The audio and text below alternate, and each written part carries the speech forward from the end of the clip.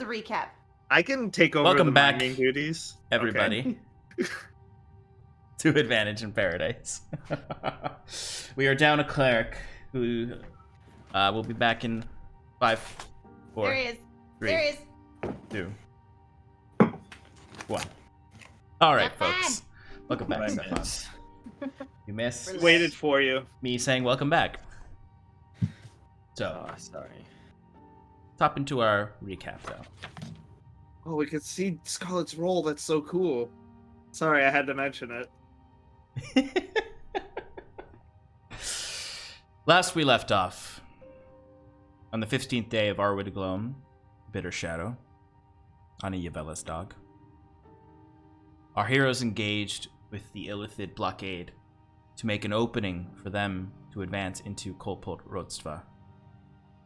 Outnumbered and enveloped in their psionic influence, the Wayward Five struggled to bring down the psionic ram and the Mind Flayer hordes. Luckily, the Gloam Lord Garlemane was able to send automatons to help the party destroy the ram. Much of this fight took place in the air as our heroes flew around the floating Mind Flayers through means of magic, carpets, and other methods. All the while, brainstem-like tendrils grew from the earth, attempting to drag these adventurers to the dark abyss below the bridge, Kolpolt Rodstva.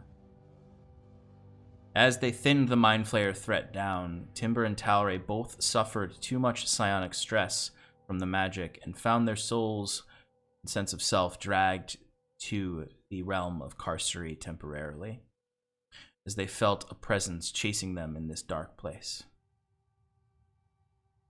In the last moments in this place, Timber saw a silhouetted figure some distance from him coming towards him.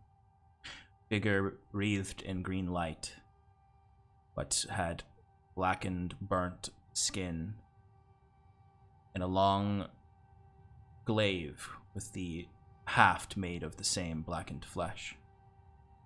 As the Harbinger stared into Timber's eyes before he was brought back by Curon.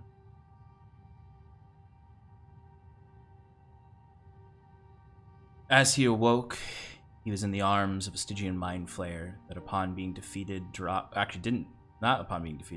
dropped Timber because it itself started to flee. He plummeted down towards the bottom of the abyssal pit, where as he fell, he saw glimpses of the Elder Brain coordinating this Mind Flayer invasion. But luckily for him, Curon used Wiswick's magic carpet to catch him. Scarlet tried to fight off a horde of husks and a Stygian Mind Flayer to protect Sarathil, who fell unconscious from the attacks. The numbers were too great, so she had to sling him over her shoulder and fly him across the pit, using that potion of flying she had won from Stronic the evening before.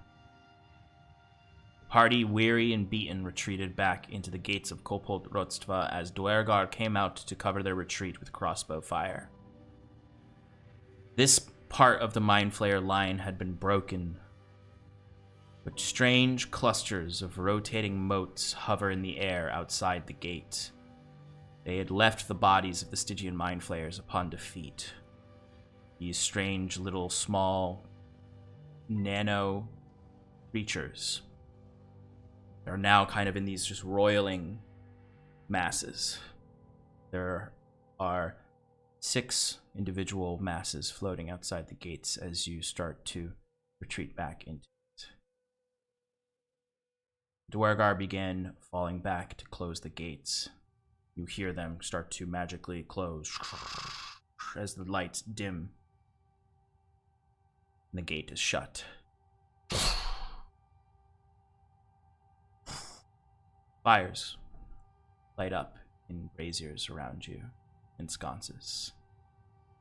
You see the Duergar all around you are somewhat frightened and holding their breath or panting heavily as they look to this party. They see Stronic and her Dwarven Rangers, her Gloomstalkers.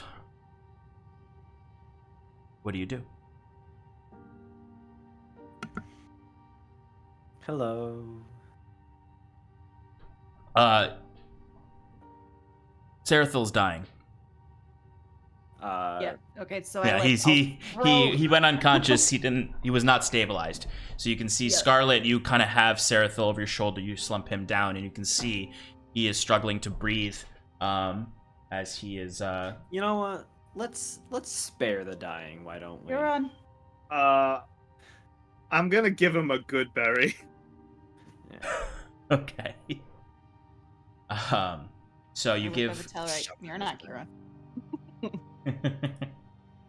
You place a good berry in his mouth and help him chew it, and it gives its very minor healing benefits. And I'll say that it does not bring him back to full consciousness, but it does heal his wounds enough to prevent death. Okay. Usually this wakes them up. He'll probably be alright, though. I'm sure he just needs a nice long rest and he'll be good in the morning. I don't know. One of those attacks brought me... If you felt like my mind went someplace else, and when you did something to me, it made me feel better. Maybe that's happening to him? Yes, it seems the more that we're affected by the psionic powers of the Mind Flayers, I felt its draw too. A pull, almost. I think it was Kassari calling to us. You would see Timber in his weakened state looking back to you, Kiran, and he just nods when you say Kassari. Yes. These Mind Flayers pose more of a threat than I thought. They're directly linked, it seems, with the Harbinger, right? Kaze, you're gonna tell me this now, or? Okay, cool. Yeah, Kaze, I'm not going to do too much of playing of Timber and Yeah. Sarathil, but I'll at least do this. And he just kind of, because Kaze's really worn out. I mean, he took several beatings there. And you see he's just leaning against the stone wall. You can see the brazier is lighting up half his face. His harsh features, you just see those blue eyes. And he says, I saw him.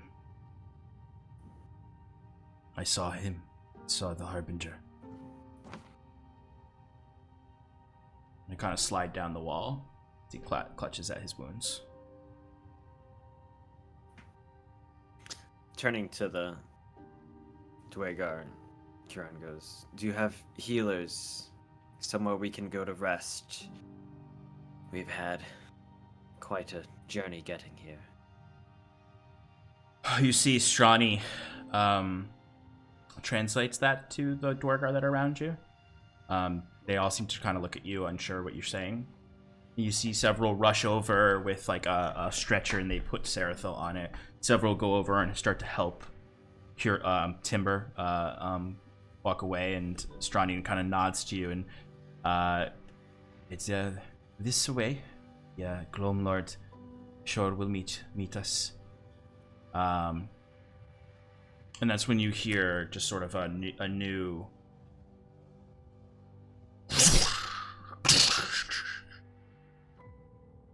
and you see the gates behind you, and you all feel kind of a shockwave and dust shoot off of them. What was that? I thought we killed the ram.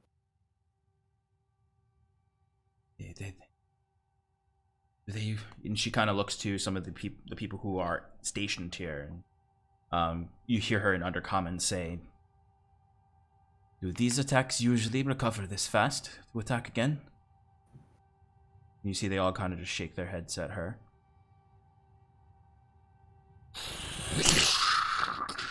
And you see you would hear one of them say to her, "Gates will not hold. They were already weakened. We need to get out of here now." Is there nothing we can do? Maybe we need to go back out there. Get We the can't state of us. We can't let them take the city. If Kolpolt Rodstva is the last defense against the mind flayers down here. We need it to hold. We can't lose this battle.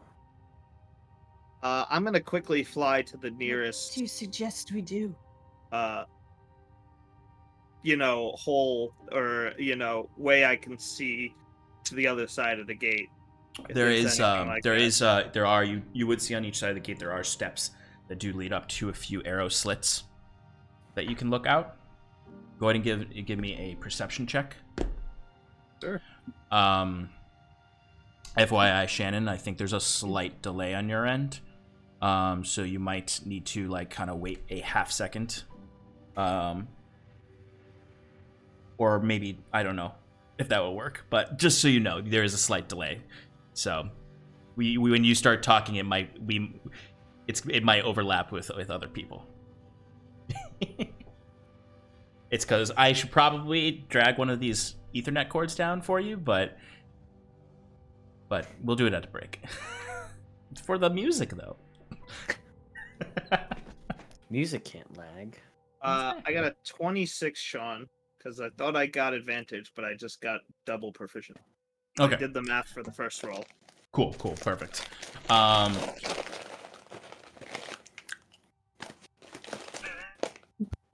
Raunchy.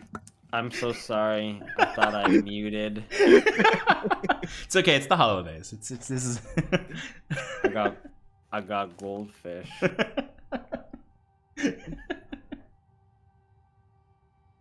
Anyway, when you 26 on perception. you peer out the arrow slits and you can see those motes are kind of gathering up together, and you see they are charging themselves, and then, like, just sort of as a mass, just going and hitting themselves into the gate, and then they splatter across and then reconstitute away from it. And you can see some of the mind flayers that were fleeing now kind of look back and they wait on the other side of the abyss. And you can see, with a 26 especially, you can see crawling up the side of the pit are more tendrils that are kind of slowly moving towards the gate as well. So, real quick, Sean. Mm-hmm. At the end of last session, Kieran dived down on the magic carpet and then cast Moonbeam Oh, that's right, you did. on the Elder Brain. And so we had just done one roll of damage for it, but Kieran would have kept it up for a full minute, unless concentration would have been broken at some point, which I don't think it would have. So, to keep it up for a full minute, you probably would have been attacked while down there, so I don't think you would have been able to keep it up long enough to destroy the Elder Brain. Okay. Because you would have been started to get attacked by wall tendrils. Mm-hmm. Hell at my notes for that. So I mean, So for your reference, it has a casting range of 120 feet. mm-hmm. It's a 40-foot high cylinder with a 5-foot radius. So technically, as long as it's 160 feet within Kieran's range, I could feasibly hit this thing. Oh, you could keep it up, essentially. And then like I when you could come in keep here. it up, yeah, as like I spend a minute flying with Kaze before, circling to Okay. eviscerate this thing. So what I'm gonna do then, we're just gonna do a quick kind of roll some rolls Okay. here, just to determine how much you crippled the brain. Yeah. So I'm trying to each remember. round it's a con save, right, or a dex save? Correct. Yeah. Okay. I'm not gonna do a full 10 rounds. And for your reference, I did cast it at 7th level. So that's 7d10 D10, yeah. per 6 seconds. So what we're gonna do is we're gonna do this very. So do you need to maintain like vision of the moonbeam, or can it stay there? I think you need to give it like a visual command. So if you wanted to move, it would have to. Well, So it's See when a it? creature enters the spell area or starts its turn there, it is engulfed in ghostly flame that causes the searing pain. So no, so I don't even have to use it. The action is just to move it. But if I leave it in place, I could literally just fly away. And I Yes. assume it stays there. Yeah, assuming that the Elder Brain doesn't. Yeah, assuming it Right. doesn't move. So what I'm gonna say though, in that case, then you're gonna get at least one more go on it with this, because once you fly away, the Elder Brain is gonna move. Like it's not gonna stay in the moonbeam. Okay. So we'll do one more roll for it.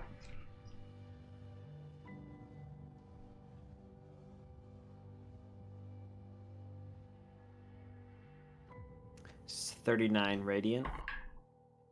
DC 20 con. Let me just pull up that. Which I assume it has advantage on. Yeah.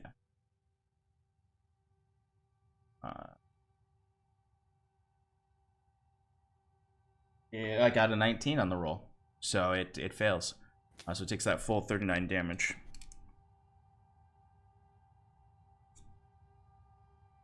All right. Excuse.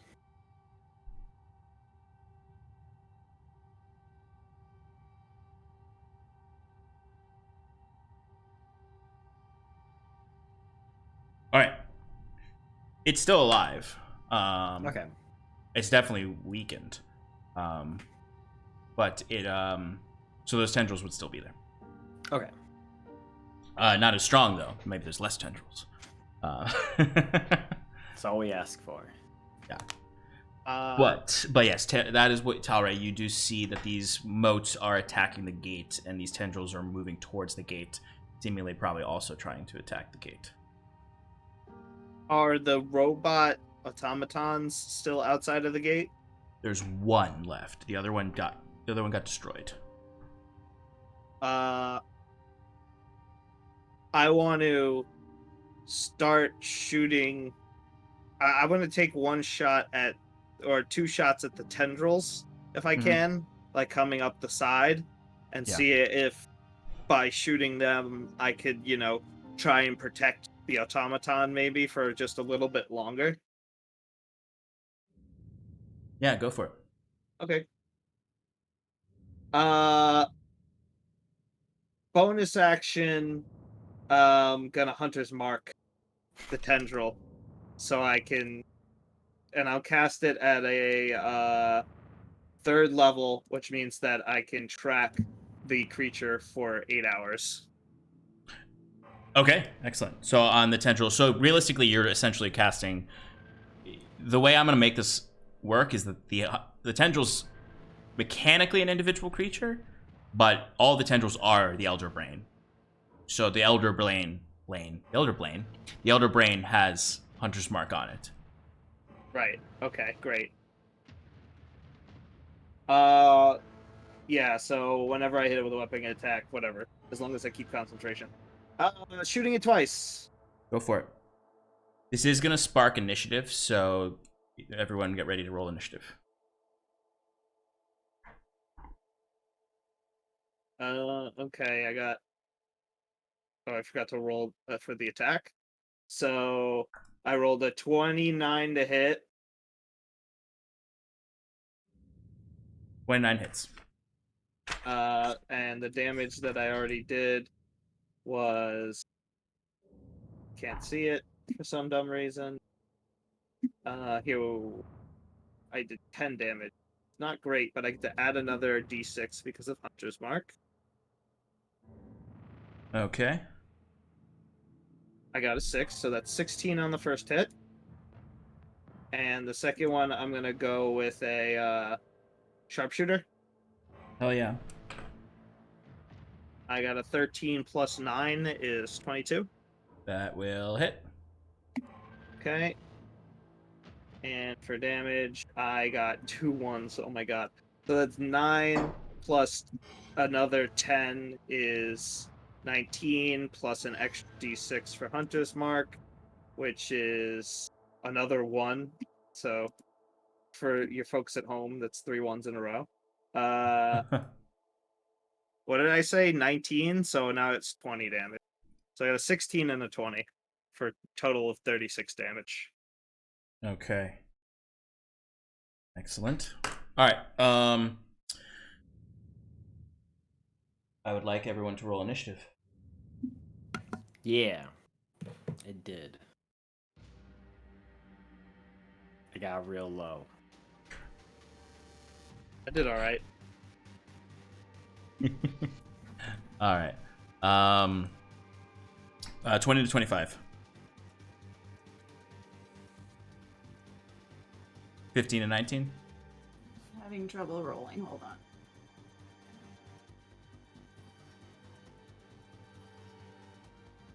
I got a 21. Okay.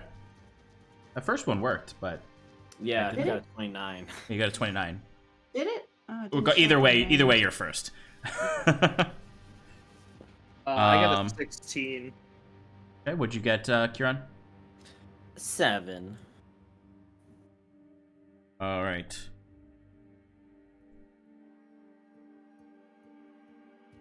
All right, so what you see happen out there, Talray, you fire off at this tendril, and you absolutely just kind of obliterate one of these tendrils. Let me roll initiative for the automaton also.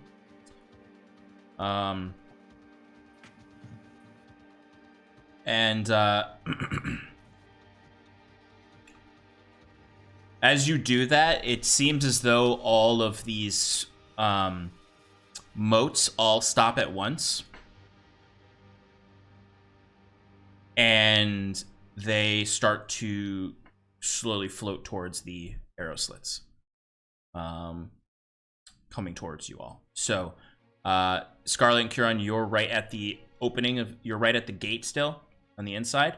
You just see to your right is Talray up by the arrow slits, as you just heard him fire 2 shots out, and I'm sure he'd be like really excited about it, hitting it that hard. Now Talray, I imagine, might have a different look on his face as everything is starting to move towards him. But Scarlet, you are up first. Talray, you're on deck. Okay. At the point where currently you can't really see anything happening, you have to go up to the arrow slits to do that. Okay, then I'll do that. All right. I have 30 movement. It's gonna take me that much to get up there. No, it'll take you 15 movement. But you can, once you look out, you can see that there are 6 of these motes that are kind of spread apart. They're all seem to be moving towards where Talray is.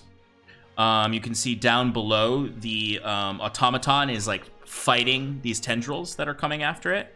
There are, for the sake of mechanics, there are 5 tendrils. Talray destroyed one of them. So you have 6 enemies in the air, 5 on the ground. And then like there's some that are further away, but they're not really part of the fight yet. Okay. Well, actually, no. I'm gonna be up there, and then once I see what's going on, I'm gonna say, Kieran, I need my dagger. And then I'm going to stick my hand out of the. Is it big enough where I can stick my hand out? Oh yeah, I mean it's big enough Yeah. for someone to have a crossbow up to it to shoot out of. All right, cool.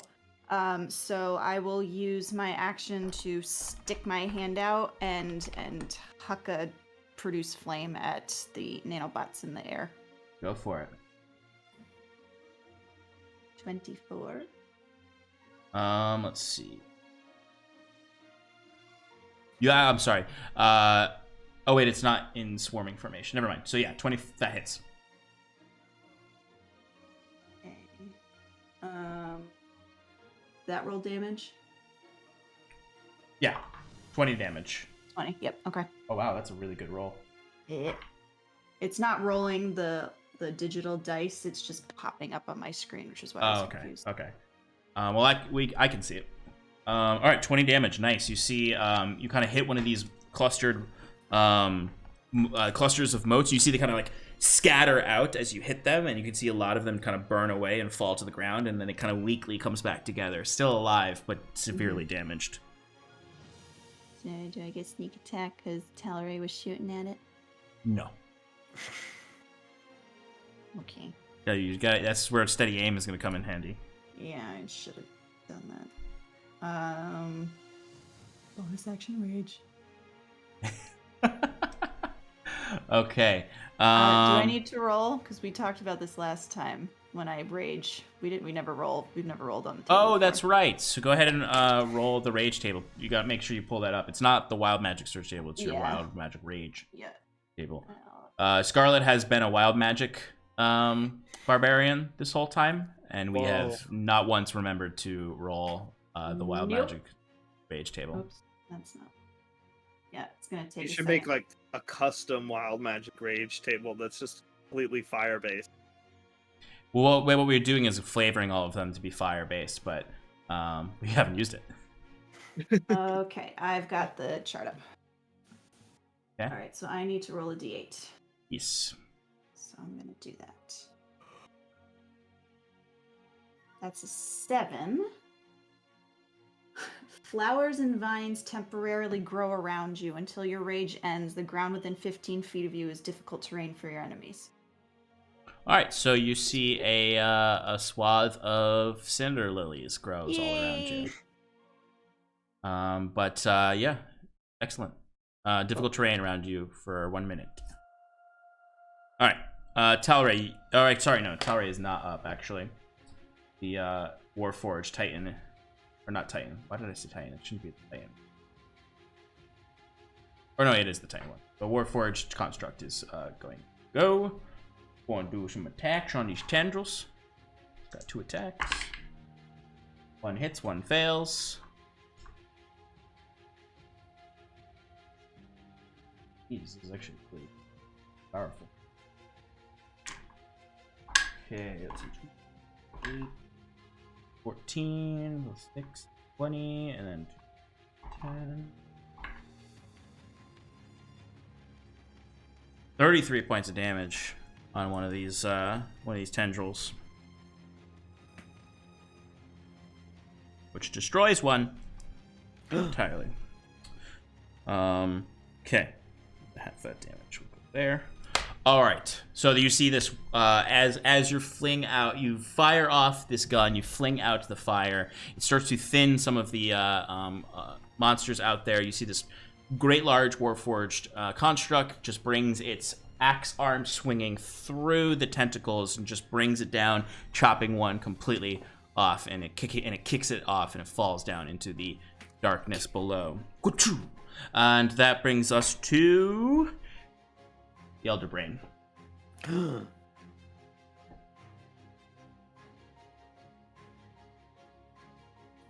So it's just going to right now attack with its tentacles, because it is kind of pretty far down there. It'd have to make it has a long way before it gets up here, if it is going to come up here. So it's going to attack the Warforged construct.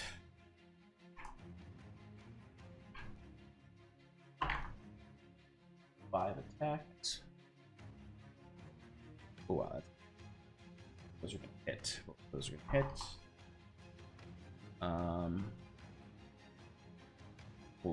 Those actually are not going to hit. Those 2. Last one is going to hit. So 3 hit. So that is going to be a lot of damage. I'm going to get up to D&D.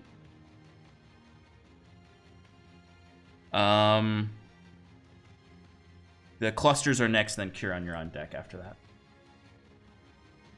Wait, did I get a turn? Oh, I'm sorry, Talray. You are up, actually. Never mind, Yeah. I totally skipped you. Sorry. So those attacks are not going to happen until after you go. So go ahead and take your turn. So, did I hear you correctly that when I shot the tentacles the first time, the motes like had a reaction to that and started like changing targets? Yes. So when I see these motes, are they like physical things? Like, did I see them do anything in like the previous combat, or did they just like float there? So they only showed up towards the end of the combat when you started killing Stygian mind flayers, the big guys with the spindly fingers. Whenever they died, these motes, these kind of the sludge came out of their body that was originally healing them, and kind of left their body to formulate these clusters, which are really just kind of like floating masses of ferrous fluid that is the coolant that you've been seeing, except in a form that can do things. I'm gonna try to shoot one because I feel like that's what Talray would do. You know, the one that he's assuming is like coming towards his slit of our arrow slit, he's gonna take a few shots at it. Awesome. Yeah. Scarlet already attacked one, so you know you can actually damage them by attacking them. Oh, good. That's helpful. Okay. We're gonna go with a sharpshooter shot. Go for it. 18 plus 9. You think that'll do it? That'll do it. Okay. Do I get the hunter's mark bonus for attacking this thing? Yes, you do. Sweet. All right, so I got 13 plus 10 is 23 plus the extra d6 is 2. So that is a 29 damage hit on that first shot, and it's necrotic damage. Oh, it's necrotic damage?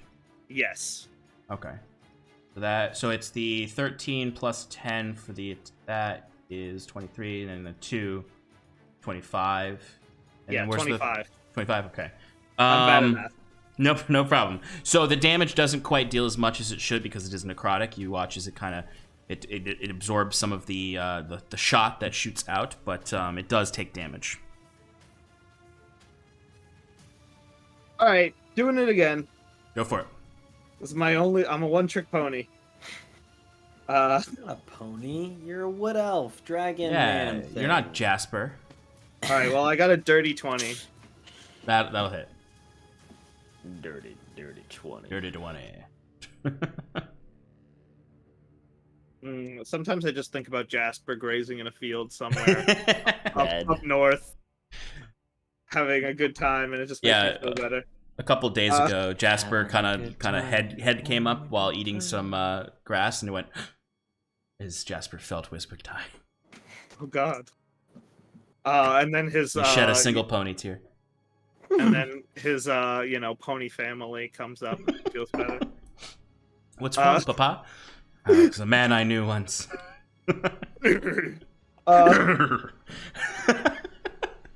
What's the damage? 14 plus 10 is 24 plus the extra d6. All right, so that will do it. So what does it look like sweet. when your shots destroy this cluster of motes? So I imagine it like blows up like a balloon, like it's absorbing more of its like own shit. So I'm like, the first shot didn't do enough, and like I see that it's like bubbling or something like that after the first shot. So I take another shot, and then it just like bubbles too much, and it like kind of just does that like thing, like that fleshy growth thing where it's growing too fast and then explodes. And yes. Absolutely, and you see kind of these disintegrating motes fall from the sky like debris and cinders, and it is dead. There are 5 more of them. All right, now it is the Elder Brain's turn, and it is going to get those 3 attacks off on the creature. All right, so that is 9. Oh God, I totally forgot that everyone's gonna hear that because I'm teching when I roll the dice on D&D Beyond. I mean, that's fine. We like rolling noises.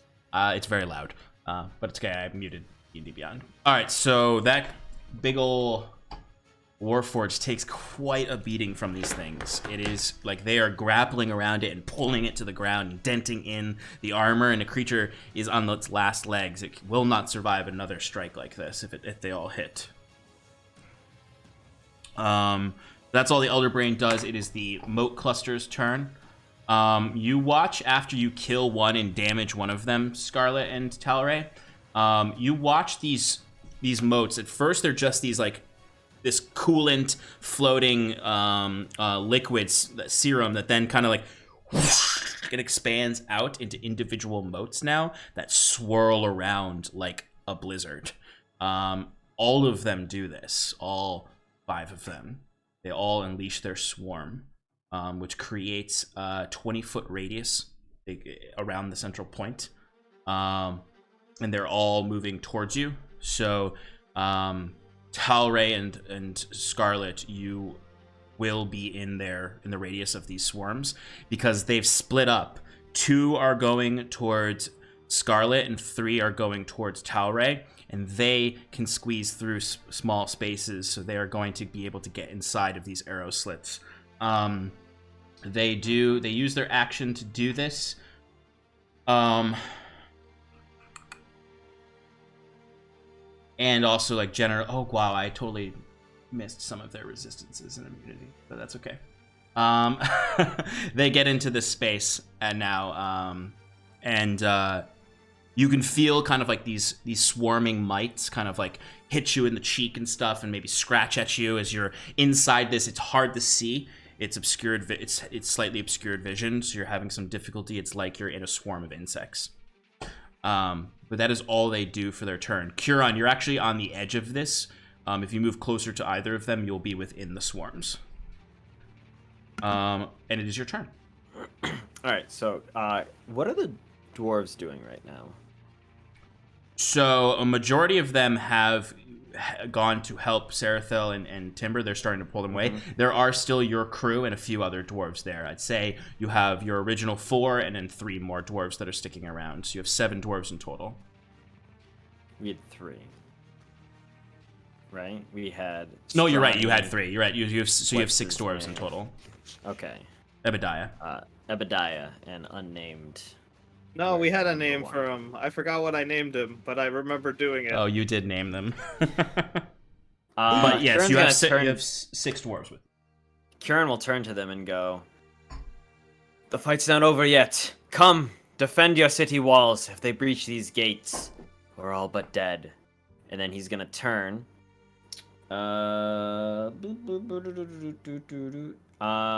Sorry, did you say that necrotic damage seemed to not affect the sprites? They had resistance to it. Okay. So if that's the case, Curon will just guiding bolt. Cool. It does have disadvantage now that they're swarming. Ooh. Okay.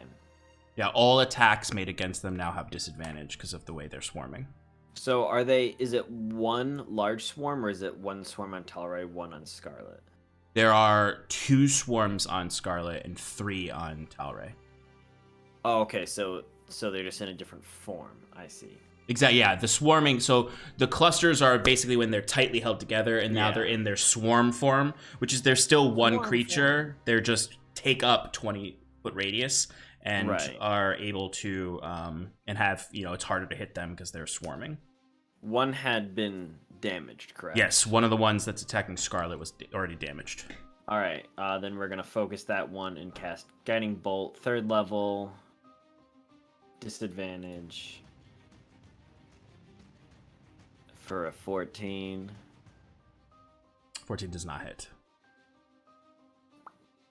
Bolt flings through the swarm and smashes against the wall in the back. It may have cut through a few of these little tiny mites, but it doesn't damage the whole. All right, Kieran's gonna ready his shield and back up a step to maintain, to be outside. Stay out of it. Yeah. Yes. Excellent. All right. Kieran, my dagger. And then he reaches into the bag of holding and hucks the dagger across. Thank you. Excellent. Sorry. Okay. All right. That brings us back to the top of the order with Scarlet. Before you do anything, because you're starting your turn within the swarm, I need you to give me a dexterity saving throw. No problem. That's a 29.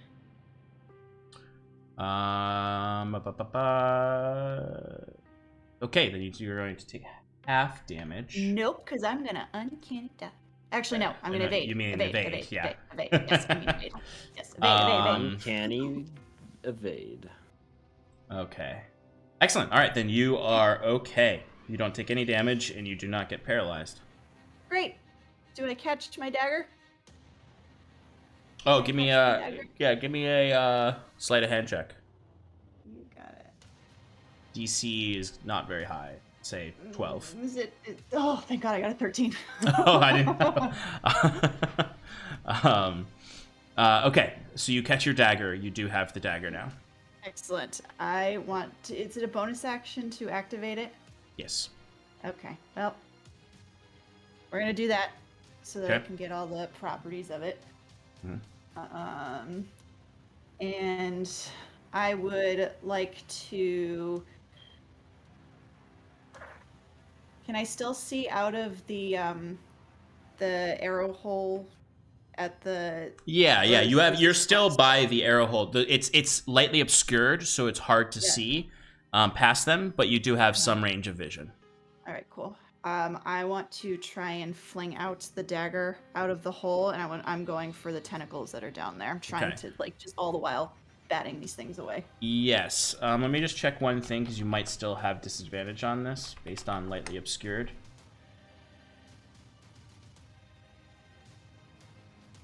Lightly obscured. Yeah, no, you don't have disadvantage. You just have some difficulty seeing through the swarm. And I am out of my bonus actions because everything I do is a bonus action. Mm-hmm. Can I use my reaction and some of my movement to get another bonus action where I can give myself steady aim? No. All right. Then I'll allow you to overdrive yourself and do and risk getting a point of exhaustion. Do an extra bonus action. All right, I like it. 'Cause I want advantage. I want that fucking sneak attack. All right. You are gonna need to give me a Constitution saving throw. You want that before the dagger roll? No, after. So the dagger roll is a 21. Okay, that'll hit. 20. Oh, I got a lot of. Wow. Okay. Total damage 35. That includes the sneak attack damage. Oh, because you got advantage from steady. Yep. Okay. Yeah, you absolutely destroy one of these tentacles. You see the dagger just flies through it and cuts through it entirely, and you see another piece falls off of the Warforged construct. But give me that Constitution saving throw. Yes, sir. 7. You have 1 point of exhaustion. Dang. Okay. Anything else, Scarlet? That is all I can do. Okay. Bad guys. Oh, yeah, it's gonna be. Actually, no, it's the Warforged's turn. All right, so it's going to attack these. Tentacles to try to break itself free. It's 2 attacks. We'll do. All right, both of those are going to hit.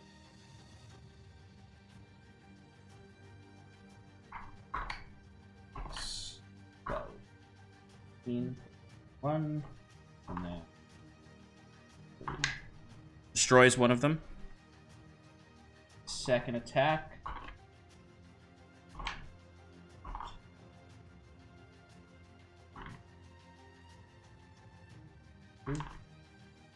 Second attack does not quite destroy one of them. It's still alive, but basically it just brings this Warhammer hand down and just splatters one of them. And you can see as it's pulling up, you can see the tentacles are trying to pull the arm back down, but it brings it down onto it, crushing it into just a splatter of brain matter, while the other arm just can't It tries to cut through the last two that are holding on to it, and it gets one of them, and it does kind of come off, but it does not destroy it. It just damages it. The Warforged is not successful in killing all of them, just some of them. All right. Next is going to actually be player action. Come on, Warforged, buddy. Hang in there. Yeah, it's gonna do it on the Warforged. If it can make this save. Don't think so, because it has really bad charisma on its charisma save. It's a robot, it has -5 to its charisma. It got an 11. It's not high enough, but it got an 11.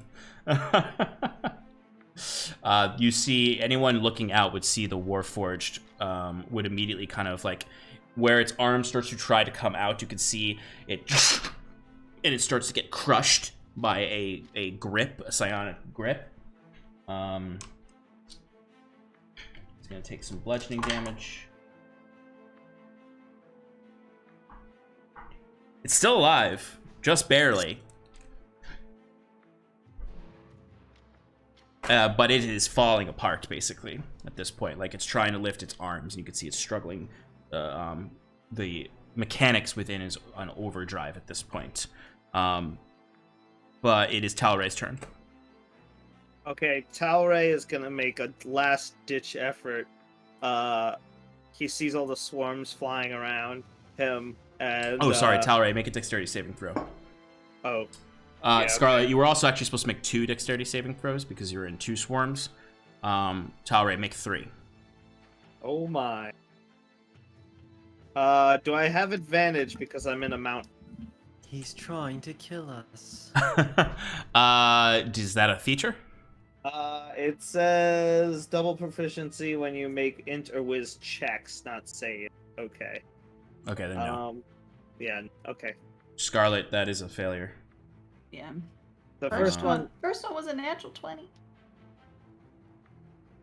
I got a 19, a 28, and a nat 20. Nice. Wow, so you do succeed on all of those. Sweet. So Scarlet, I need you to also make a con saving throw. Thank you. Fuck. 11. All right, Scarlet, you're going to take 10 points of necrotic damage. I am resistant to that. If you have the armor on. I do have the armor on. Okay, Stefan, it is don't we have some like magical buff that gives us advantage on saves? Circle of Power, which I think you dropped. Yeah, it's been gone for a long time. Alright, I just wanted to try. That's fair. And then after the con failure, I you're assumed combat was done. going to take an additional 15 necrotic damage. And you're paralyzed. As the swarms are stinging you, essentially. Talray, you're going to take half damage. The first one, you're going to take 2 points of necrotic damage. Second one, you're going to take 5 points of necrotic damage. And the last one, you're going to take 4 points of necrotic damage. So 11 total. And it is your turn now. Sweet. Okay, so Talray, seeing all these like little, blobs attacking him, he doesn't really know how to handle that. So instead, he shoots the thing that he thinks he can actually hit. So he pulls his gun out the window one last time to shoot a few more tentacles before he makes a daring maneuver to escape these things. Okay. So let's take a few shots. Sharpshooter, of course. That is a 10 plus 9, 19. 19 against... I'm sorry, were you taking a tendril or a swarm? A tendril. Yeah, that'll hit. Okay, and just so you know, I don't get disadvantage for long range, or I don't Cool. if they have cover. Cover doesn't matter for me because sharpshooter. Do you want to attack the damaged one or the one that's full health? Let's go with the damaged one first. Okay. Doesn't matter what you roll, you're gonna kill it right away. Sweet. Okay, next one. I'm gonna shoot again towards the one that's at full health. Mm-hmm. That'll hit. I got a 12 plus 9. That'll hit. For So sure. big rolls. Big rolls. 18 plus 10 is 28 plus the extra d6. Yeah. How do you? Oh wait, this is necrotic damage, right? Yeah, so it's 27 necrotic Total? damage to Okay. the thing. All right, so it is still alive then. Okay. Yeah, so I shoot one of the tentacles, and then, in order to avoid these swarms that are, all around me, so I'm imagining, like, I'm up on, I'm imagining, like, Game Yeah. of Thrones wall, where it's Mhm. kind of like, there's open area on my side, but it's very narrow slits, like, protecting Exactly. me from what's on the other side. So I'm gonna jump off the wall, free fall for a little bit. Oh, you're gonna go outside? No, I can't go outside. Backwards. It's too I see what narrow you're of a saying. I see cliff. what you're saying. Yeah, Yeah. back into the yeah. You could definitely do that. I'm gonna jump down, and then I'm gonna save myself with my wings and fly back up and swoop back over, like, further away from the swarm as kind of just like an aerial maneuver to try and avoid them. Yeah. And then land back up top at a different arrow slit, like, further away. And then I'm going to okay. use my bonus action to hide, because I have the vanish ability now. All right. You can absolutely do that. Yeah, I'm going to attempt to do that sneakily. So go ahead and give me a stealth roll. Sure. And I imagine there's a lot of narrow corners and corridors totally. and a defensive structure, Totally. It's meant so you can ambush people. Oh man, wait, we what would am I have rolling? advantage on stealth this entire place. Stealth. Okay, here we go. I got a 16 plus 5 is 21, plus the extra bonus proficiency thing for... Actually, no, that's only on wisdom and... Wait, hold on. Features and traits. I always forget this ability. Yeah, int and wiz. So yeah, it's Bad 21. guys are on deck, and then Curon is up. Okay, 21. Good to know. Yep. And before I jump, I say, "Where's my magic item? Somebody throw me something." Well, Scarlet very shortly after catching that and attacking things just got swarmed by these things and is now kind of like falls to the side. You're not petrified, so you just kind of like fall down because you're paralyzed. I can't move. Yeah, exactly. You just left me. Okay. At the end of your turn, I need everyone to give me a intelligence saving throw. Oh, and then actually before Curon, after Curon goes, we're gonna have the dwarves go also. But They didn't get one last turn. Does Scarlet need to make one since she's mind blanked? no, Scarlet, you do not. Thank you. I was looking to see what disadvantages I had with all this.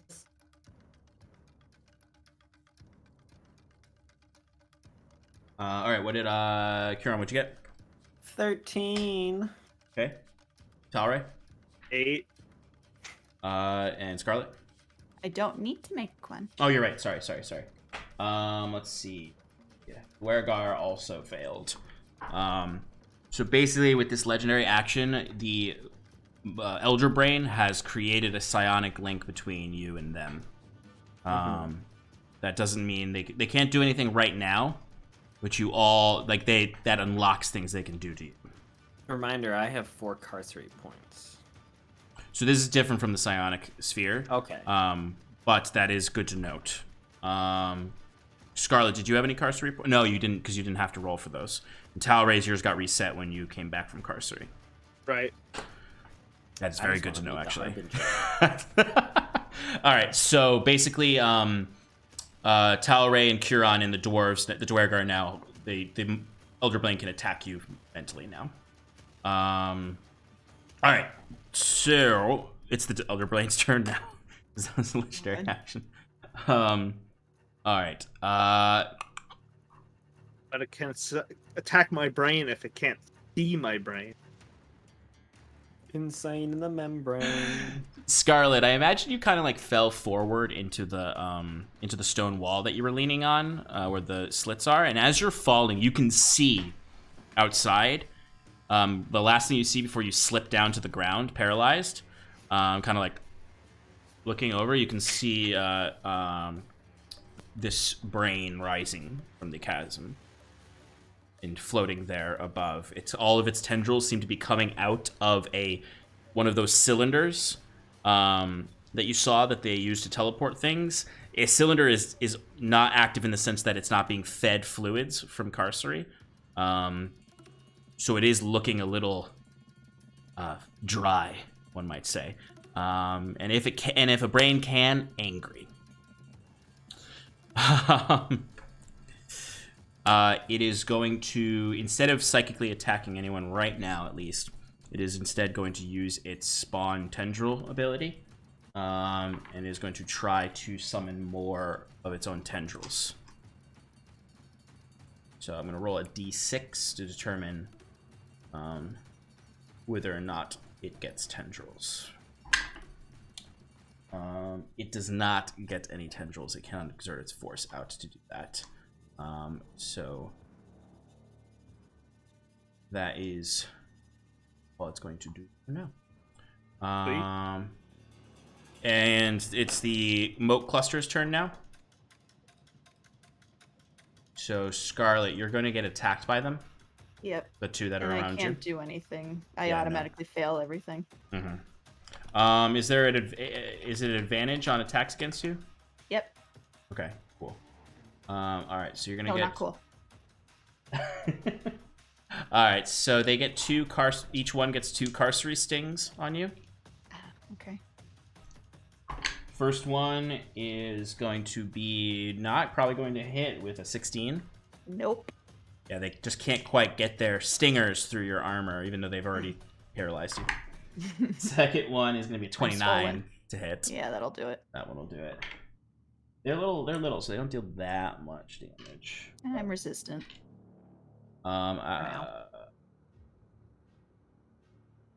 That is 12 points of poison damage. I'm resistant. And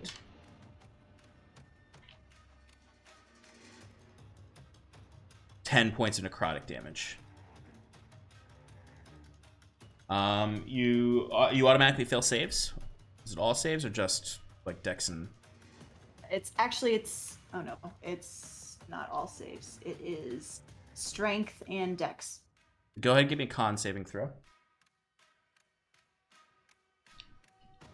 That was almost a natural 20. 7. All right, so whenever it happens, when you become unparalyzed, your next attack roll has disadvantage.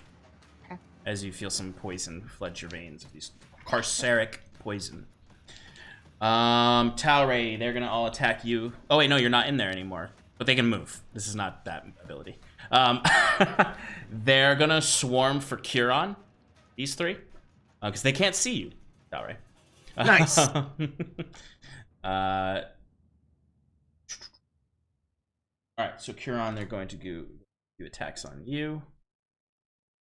First one is a 28. Boo. Alright, so that is 4.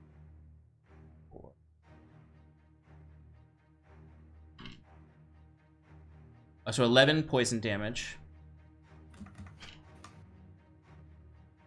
11 Oh, wait. necrotic damage. I'm resistant to poison damage. Oh, yeah. And you said 11 necrotic? Yep.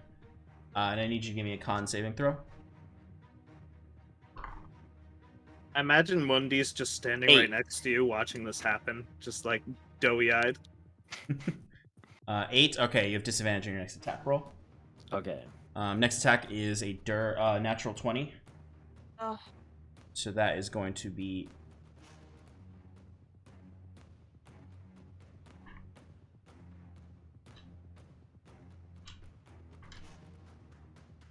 16 poison damage.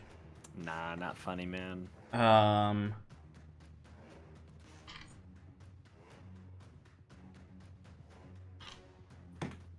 14 necrotic damage. Okay. Third attack 24. I don't think that hits. It just hits. That's my AC. Oh, okay. All right. Are these all at advantage? Yes, because of the way they're swarming you. Boo. 12 points of poison.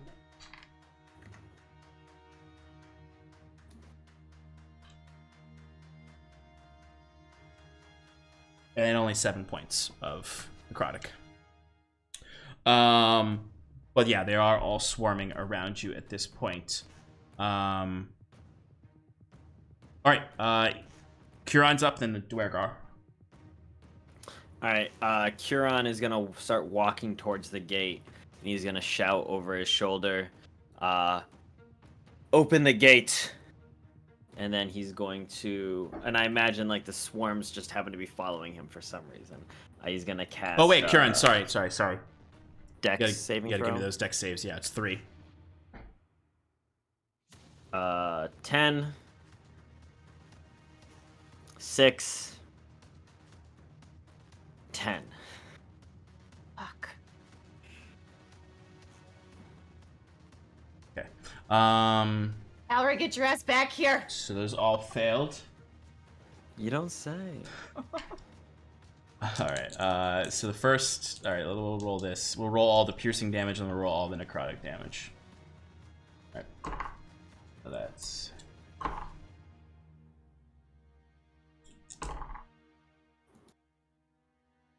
$22 piercing damage. Is that magical? Non-magical. Okay. So that's halved with your armor. Yes. Then.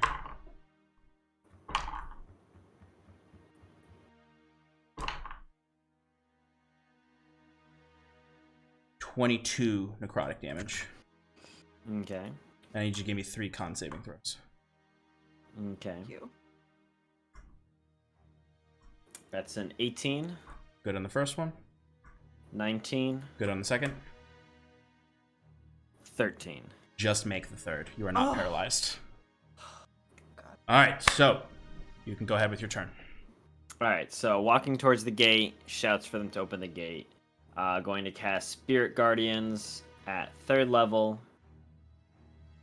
So at the start of anyone's turn, within 15 feet of me, that I deem an enemy, which I think it's obvious who's the enemy here. It's just Talray. Talray's the only enemy.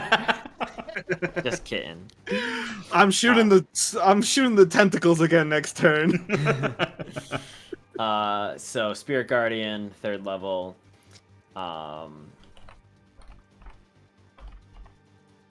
Yeah, it ends my turn. Okay.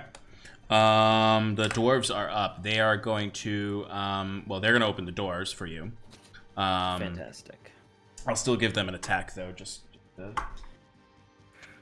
help you all out. They are going to attack the, they're going to focus on the swarms that are, oh, wait, they need to make their dex saves.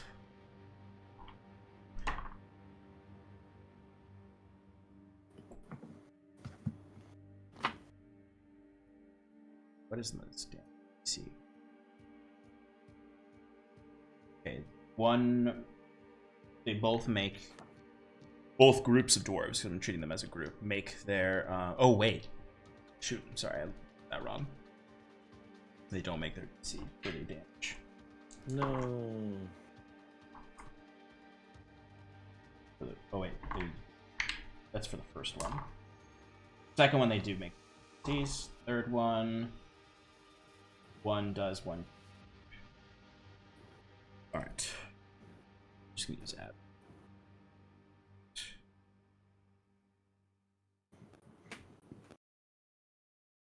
All right, so you see the dwarves are getting swarmed by these things, and they're all taking the same kind of damage y'all are taking. A pass there. Can I be a little bit more specific about what type of damage we're taking? I've been saying it's piercing and necrotic. Okay, good.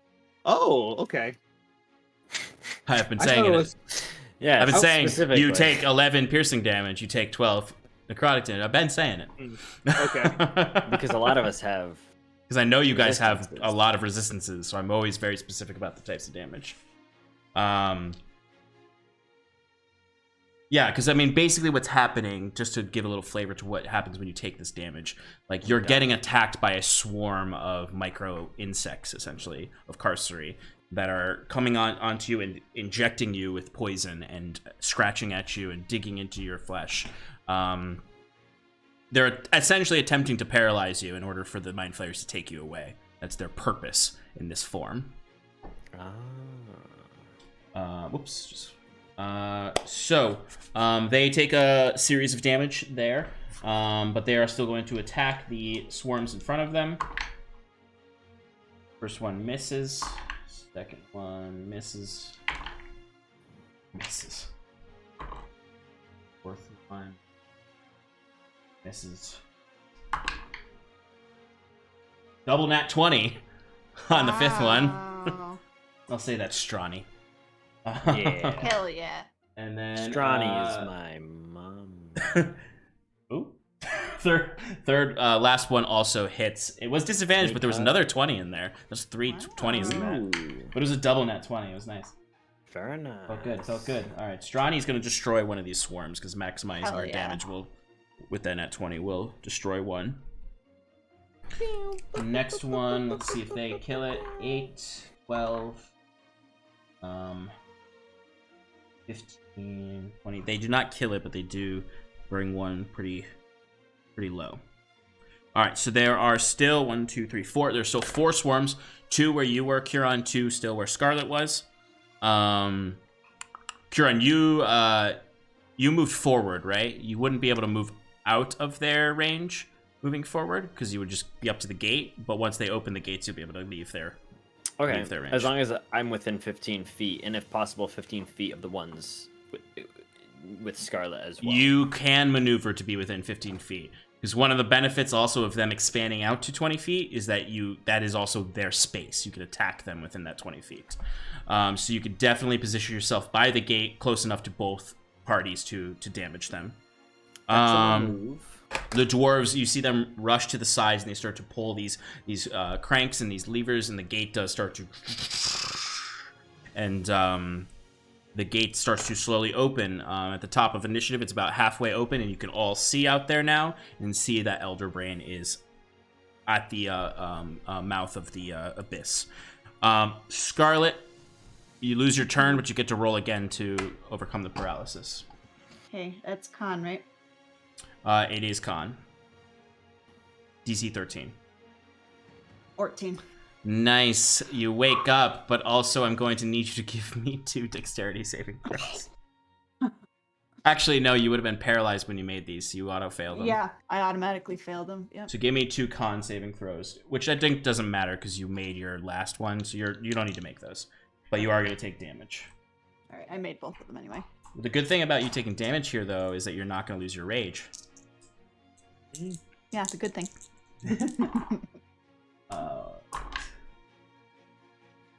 10 points of piercing damage. Then 13 points of necrotic damage. But you are back conscious at the end of your turn. Can't do anything. Yeah, basically, like, you feel like you see the swarm coming around because you're fully conscious while you're paralyzed. Like, you could see, you could hear, you could taste the blood pooling in your mouth, and you can feel, and you don't feel it though when they come, and you can see them. You can see one comes down, and you can now see their form, like what they look like individually, and they are these small little ferrous fluid creatures that then form themselves into what they need. So you see them almost form into this like.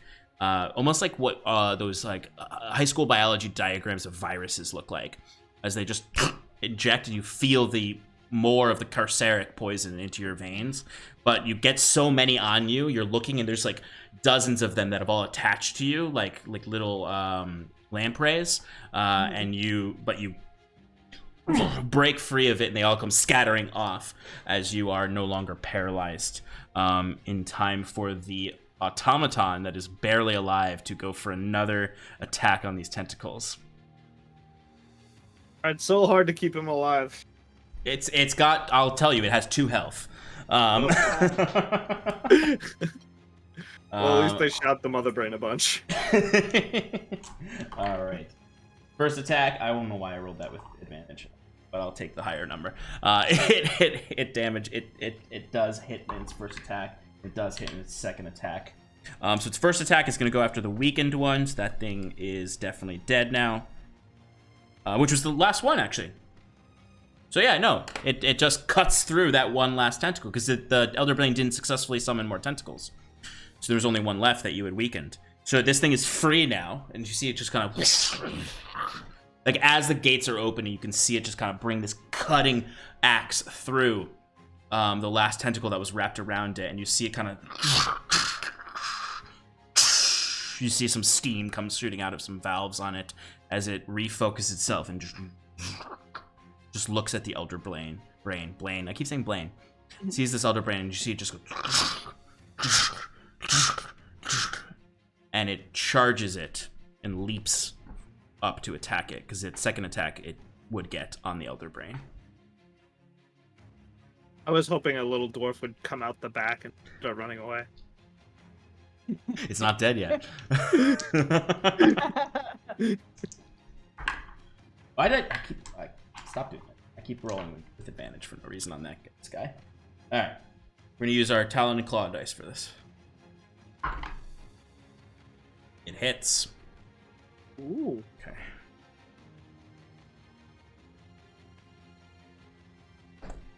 Alright. I'm gonna use... Yeah, it's the hammer fist that it's... Alright. Get him, robot.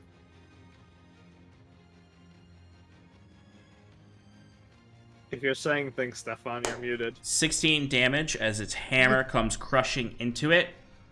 And the Elder Brain has to make a strength saving throw or be knocked prone. It's floating above the chasm. If it's knocked prone. Ooh. I want this Warforged to be our Gandalf. It's kind of what's happening right now if this Elder Brain doesn't make it save, which I don't think they're very strong. All right. Elder Brain's roll. It's a DC... What is it? DC 17. It has +2 to its strength. Elder Brain got a 15. This Warforge leaps up and brings... And you can see the Elder Brain's like, you see tentacles materializing out of it that are black and carceric in nature that are going to attack this Warforge. And you can see one tentacle does kind of like pierce through it. You can see sparks fire off, but it's close enough. They just kind of, the spring-old action goes, and it just, the hammer comes down. You can see it splatters this brain matter off of the Elder Brain, as well as carceric fluids go flying off. But it doesn't, it's not dead, but it does immediately kind of like, you see it wavers, and the Warforged construct stays on top of it and just keeps,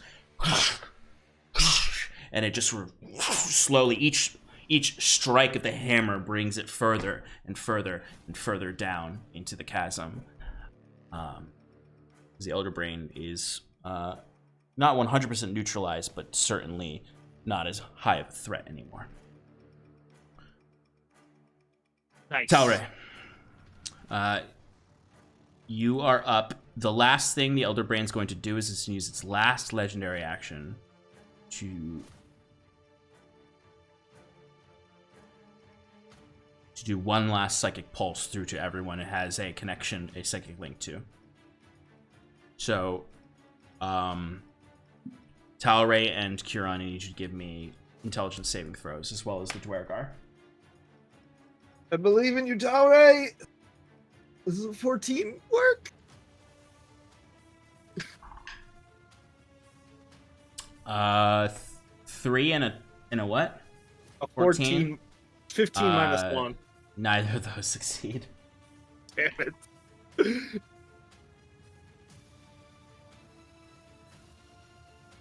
Wish I had a medallion right now. You're on a 2. Both of you are going to take 29 points of psychic damage. Oh. It's a lot of points. But I'm alright. As you both get a carcery point. Oh no, am that's not 5 okay. for you. Sean's like, ha ha ha, you have 4 hit points left, but you're fucked anyway. Curon, you watch as the world fades around I you. imagine Curon's like striding forward. He's got these avatars of Ilyvanyo around him. He just barked in order to open the gate, and as he walks forward, he just goes, He just collapses. Basically, exactly what happens is Curon falls unconscious.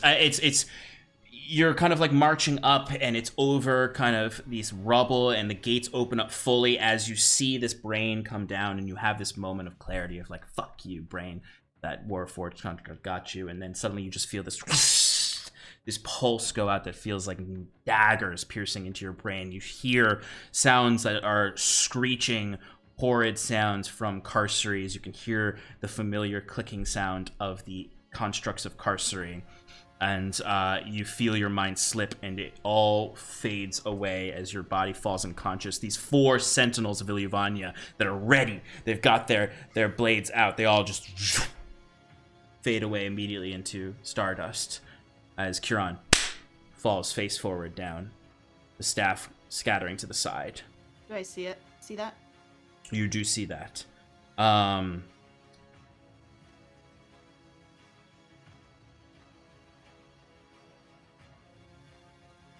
It's Talray's turn, though. Yeah.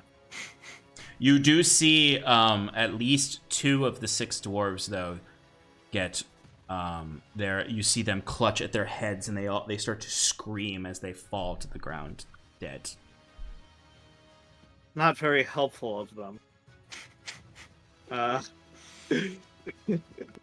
I'm going to... Alright, I don't really know who to help in this scenario because everybody's in trouble. Curon's unconscious within a swarm of bees. Help Curon. There are 2 swarms around Scarlet, 2 swarms around Curon. Curon did position himself to be within all 4 swarms to attack them. So Curon might be the one to help here. Yeah, that sounds about right. I'm going to command Mundy with my bonus action. Okay. To attack the swarms. I say, Mundy, help the religious one. And he's gonna do a little bite move. Okay. Da-da-da-da-da, features and traits, where's my guy? Mundy still has 53 health, which is pretty nice. You could also, after attacking, you can give Infuse strikes. Yeah. Okay. So go ahead with the it is at disadvantage because they are swarming. Yes, but I'm going with lots of attacks with disadvantage to hopefully do some actual damage. Mm-hmm. Rolling. He got a 2 plus 5. Yeah. That's not gonna hit. Let me just make sure it's 5, so I don't have to do it again. It's 8, so that would be 10. Still does not hit. Okay, he's gonna so he didn't do anything. But now I'm gonna shoot twice at the same group. Mundy can use some of his movement speed to start trying to drag Curon away. If you'd allow that, I would say that's fine. I would allow it so that he is only within, because Mundy would have had to use movement to get up to them, which wouldn't be that much. So I'd allow him to get Curon out of 2, at least reduce it down to 2 swarms that Curon is within. Okay. So that's fine. I'll have him do that. Okay. And I'm gonna shoot at the swarms that he's currently in. Excellent. Go for it. First one, I rolled a There's a weaker one and a stronger one. Which do you want to attack first? the stronger one. Okay. Definitely. Or did you sharpshooter this? I did not sharpshooter this because I was afraid. Okay. But I did roll a 19 and an 18, so I had nothing to be afraid of. Okay, so that does hit. So that's gonna be 12 plus. The D6 is not extra. on these guys. You said that was before. These the are Hunter's Mark swarms. DC. You attacked the tendrils before. Swarms. No, we were attacking the mole, the moats before. And I asked. But you put the Hunter's Mark on the tendrils. It's fine. You attacked moats, but I guess I accepted Hunter's Mark damage before for the moats. It's but fine. You It's put fine. it on the tendrils. It's okay. You also didn't count the necrotic resistance once, so we'll call it even. Okay. So that was 12 damage without the bonus damage. So 12 necrotic on the teeny tiny little thingy. It's not teeny tiny, it's a swarm of teeny tiny things. Well, a few of those teeny tiny things got owned. Yeah, absolutely they did. Yeah, absolutely they did. They do have that resistance, so you see as you do fire in, you do see several of them go scattering about, but the swarm proper is still strong. I'm going to do it again. Okay, do you want to attack the weakened one? The one that's... So this one is definitely still stronger than the other one. The other one is looking much more rough. Okay, I'm going to go with the rougher one this time. And I'm going to... I'm not going to use sharpshooter. I'm just going to keep doing standard bonus. Okay. So here we go. I rolled an 8 and a 3. So the lower one is 17. Does 17 hit? They're swarming, so it does not hit. Dang, they have high AC for a swarm. It's not... the thing is, you have to think about it, it's not a swarm. It is their swarm form. It's not like you're hitting a swarm of rats that are all clustered around. You're hitting something that has a different form, that has a higher AC, and gives people disadvantage on the attack against it. Okay, so 17 does not hit. Then I don't have any more attacks. So I'm going to use my movement to try and get closer to Scarlet. And I already used my bonus action, and that's it. Okay, so do you want... Because with your movement, you could get to the top of the stairs where Scarlet is. You will put yourself within 2 swarms if you do that. I want to keep myself 5 feet away from swarm area in order to try and be like, hey, swarms, look at me. Don't murder my friends as much, please. Thank you. Absolutely. But they would have to move like out of her range in order to do so. Okay. Excellent. Give me a... intimidation check. Oh, well, if I'm actually intimidating, well, then I'll say, hey, swarms, look at me. And say, damn skaters.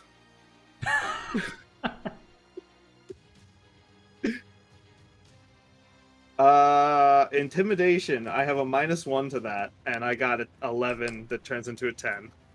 Okay. All right. Elder Brain is out of commission, so it doesn't get its turn. The swarm clusters do get their turn. So Scarlet, you're gonna get attacked by 2. And then Talray, they are actually gonna... 2 of them are actually gonna come after you. Great. I think. Was it intelligence saving throws that they were making? Maybe this wasn't the best idea.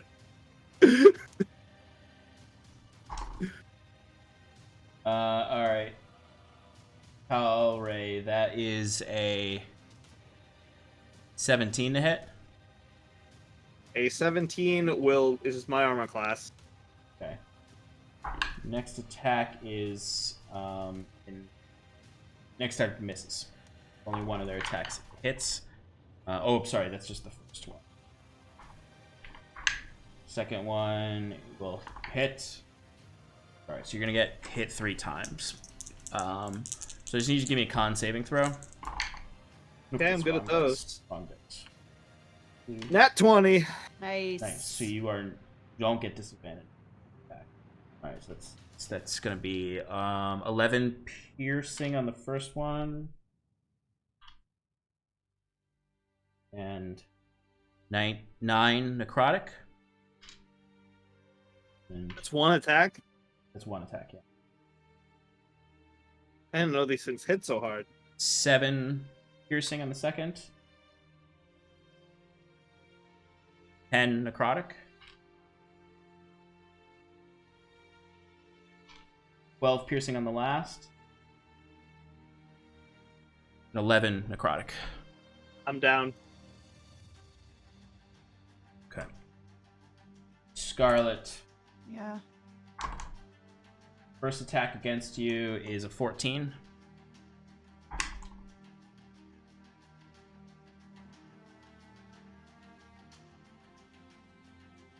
Second attack against you is 22. Yep. Okay. Third attack is a 21. Yep. Final attack is a 30-20. So my AC went up with the level up, but we haven't done that yet. So my AC is Yeah, still your 19. AC is still 19, yeah? Yep, so no. Okay. Or yes, that hits. Okay. 9 piercing. Yep. 6 necrotic. 9 piercing. 7 necrotic. 7 piercing. 7 necrotic. Thank God for resistance. I need con saves too, right? Or Yeah, just do 1 con save.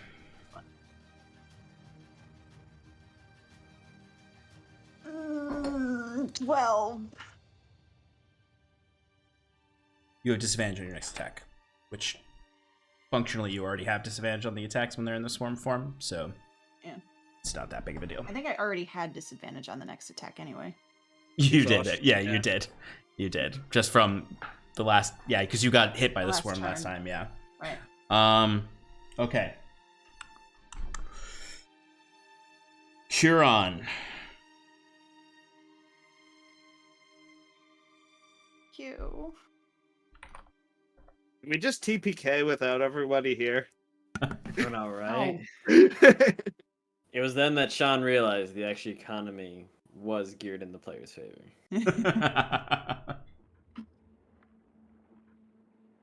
Yeah, Huron, you automatically failed dex saves because you're unconscious. Ugh. When all those bugs attacked me. They have a 20-foot radius around them. This is they only have 25 health, but they are dangerous.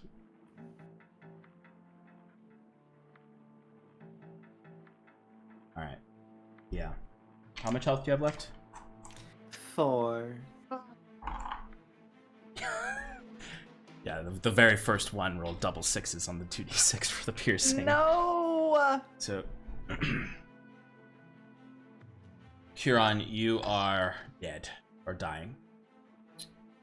Which one, dead or dying? Dying. You're dying. All right. Well, once I reach 0, I go back to 1 hit point because I have the Pipriate of wound closure. Therapist. Oh wait. Oh no, you just don't die. You just keep Right. basically. At the start of my turn, I stabilize. Yeah. Okay. Cool. Yeah. So basically, the way I imagine this is just Huron's body is just getting smacked by these bugs, and just like they're clawing into him, they're biting into him, and it's just this Paradice is just glowing, overcharging right now as it's just keeping him alive. Yeah, the only thing that can really kill you is like a double melee strike would kill you. Is the only thing really. All right, so you are stabilized on your turn. You are still unconscious, and your mind is in carcery. So for this, Radical. quick 6 seconds in Carcery. Yeah. You would find yourself, you would see in the It's distance. over. That's 6 seconds over. You see in the distance, you see the ethereal shapes of what are mind flayers. And you can see they're like past the chasm. There's a few mind flayers kind of waiting there to see what happens to you all. They do look a bit, they are retreating a bit after the Elder Brain went down. And you do see a blip down below that is the Elder Brain. This is essentially just what is cascaded from the material plane onto Carcery. But what you really see is you kind of like, because you didn't move, like your body fell, but your essence stayed standing in that position. And you can see before you is just sort of this strange, almost labyrinth-like area that you're in, where there's fog and light at each end of the hall, and you can see turns in the left and right that go into deeper halls, and you can hear footsteps echoing in the deep. You could only presume, based on Timber saying he saw the Harbinger, that this is the Harbinger searching for you within this labyrinth. You do have a full turn, so what would you like to do? I'm in Carcery. You definitely can tell you're in Carcery.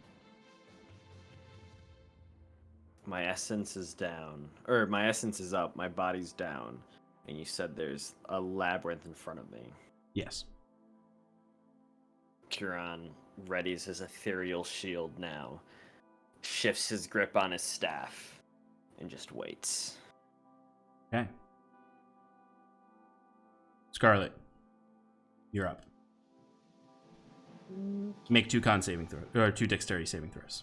I'm sorry, can I, if allowed, I would prepare an action should Sure. a Harbinger appear. Absolutely. Fantastic. Draw 2 dex So saves. 2 dex. Mm-hmm. First one's a natural 20 for a 30.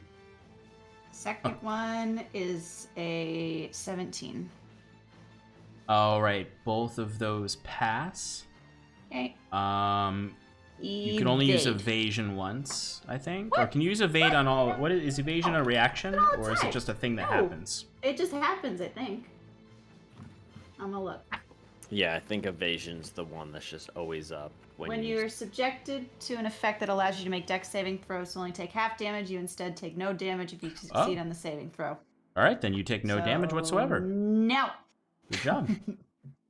All right, so there are 4 swarms left. 3 have been hit, 1 has not. What would you like to do? There are 2 that are engaged with Taure. You would get sneak attack on them. Yep. Okay. Where the hell is it? There it is. Is there a place where I can get all 4 of them within a 20-foot radius of me? Yes, definitely. You stand over Kieran's body and you can do that. Oh wait. Or 5. Nope. Yeah, Sorry. about No, that's 5 feet that's away just, from. That's just for light. You trying to eruptive flash them? Mm-hmm. Is there a place I can get within 5 feet of all of them? Yes, because Like they're just swarming. stand right in the middle. Well, the thing you have to Great. understand is the disadvantage of them being swarming is that they are 20 feet wide. So they Cool. overlap each other enough that you could get all 4 of them. All right, great. I would like to go stand in the middle of all of this and just erupt that flesh. Okay, it's a, what is it, a dex save? Yep. What's the DC?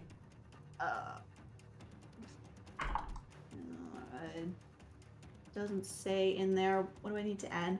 It's like, is it like? Just Is it not in there? It's not. If it's not in there, then I would say the standard, I think, for racial feature DCs is usually like 13. Okay. So we'll go with 13 on that. Okay. Let's see, I'm doing 4, so that's 1 success, 1 fail, and 2 successes. So 1 of them fails, 3 of them succeed. All right. I believe they're still gonna take half. They will. Yeah, they will still take half. All right, so it's gonna be 2d8 fire. 11 points of fire damage for full. The full is 11. Mm-hmm. Okay, where'd my pen go?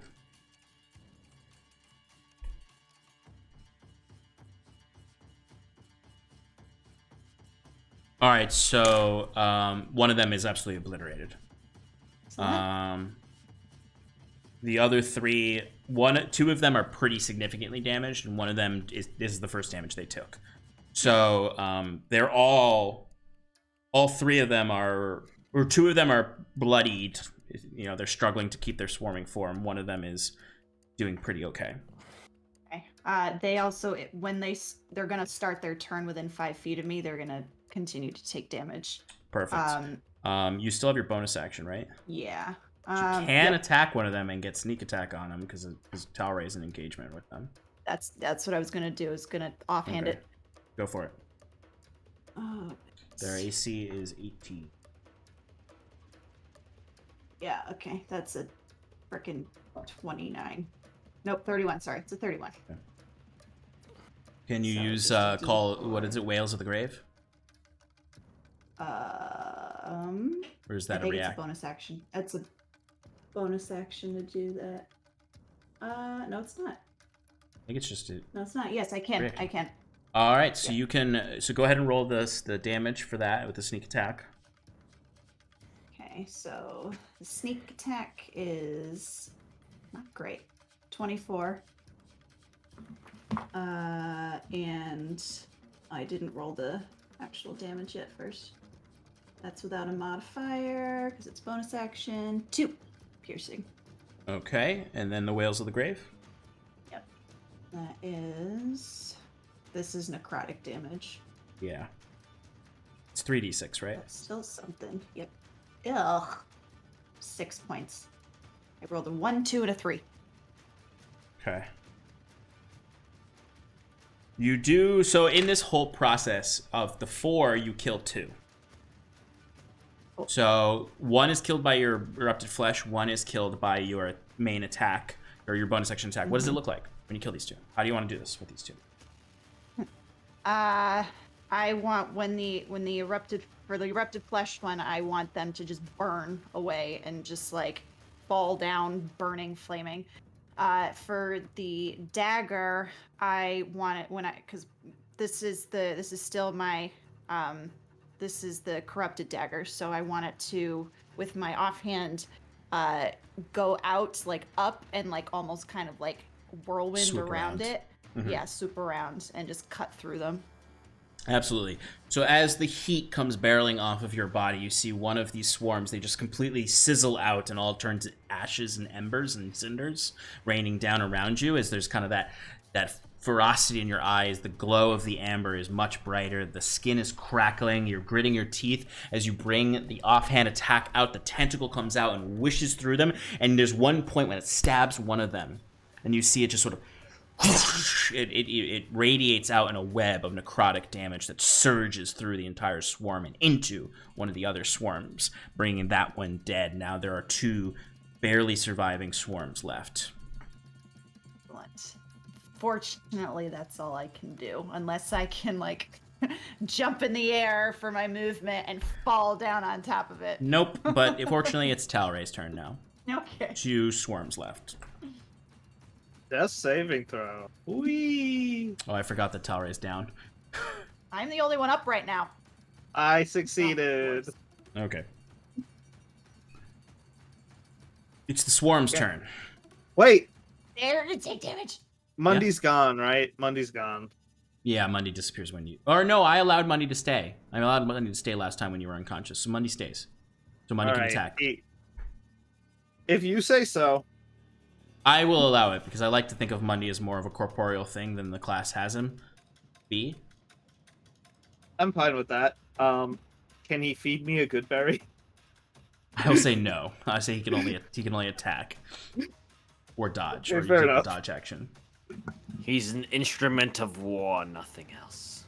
I mean, the last thing I did tell him to do was attack, so that kind of makes... I guess that's true. I guess the way I'll put it is whatever the last thing you made him do is what he'll do. The rules specifically state that if I don't give him a command, he takes the dodge action, but... I mean, I'm fine with that, too, if you want to play it that way. I mean, that's normally how I would play it, but if he's overcome with grief, then maybe he would I mean, I'd betray allow his that. programming. I'd allow that. You know, I like, you know, especially when it's like there's real RP reasons for you to have the companion you have. I like them to have a little bit more agency, so I totally will allow him to attack. All right, he's gonna bite at the bugs that are flying around his head. Okay. Disadvantage, right? Yep. All he has to do is hit. Well, 18 AC. That's definitely... It's a 9 plus... 8, right? I think so, yeah. That's 17. 17, so it's just not enough in that attack. Oh. Bummer. Well, my Um, turn's over. All right, but on the start of their turn, they need to make dex saves, right? Or is I it just straight damage? think they just get it. They just take it. Okay, what's... Yep, they just take it. All right, go ahead and roll it. So that's going to be 4. One of them 4 is points. absolutely destroyed by that. Yeah. There's only one left. It is going to go after you, Scarlet. Okay. Its attack, its last attack. The natural 1. But misses its first attack. Second attack is going to hit. 25. Right? That hits. That's Curon that has 24. Yep. All right, Scarlet. They take. All right, first one is 10 points of piercing. Should Second. the bonus action I did, that probably should have had disadvantage, right? Yes, but it's fine. Too late now. Okay. Second one is a 7 points of necrotic damage.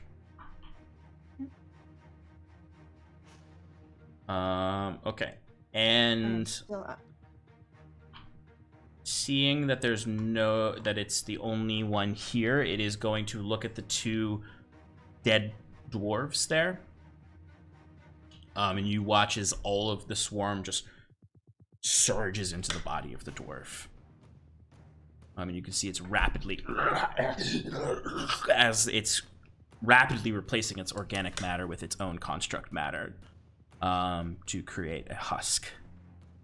And to take and basically completely animate the body of the dwarf to protect itself.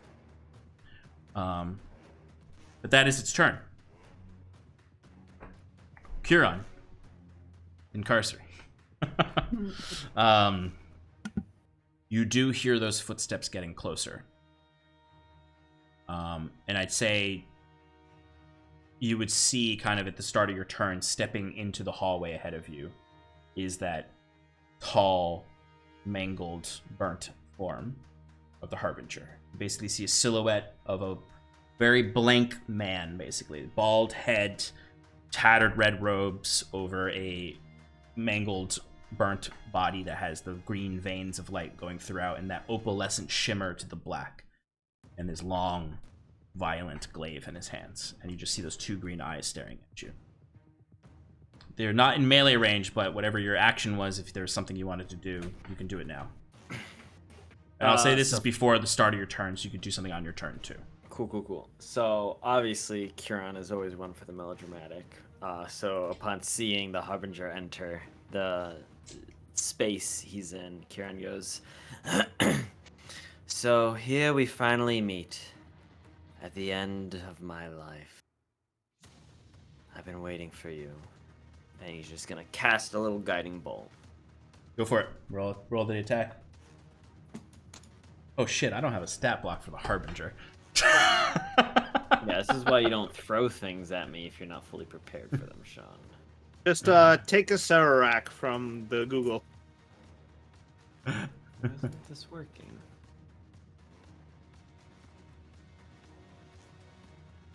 Alright, that's a natural 20. Wow, literally right before that happened in my head, I said to myself, it's only gonna hit if he gets a nat 20.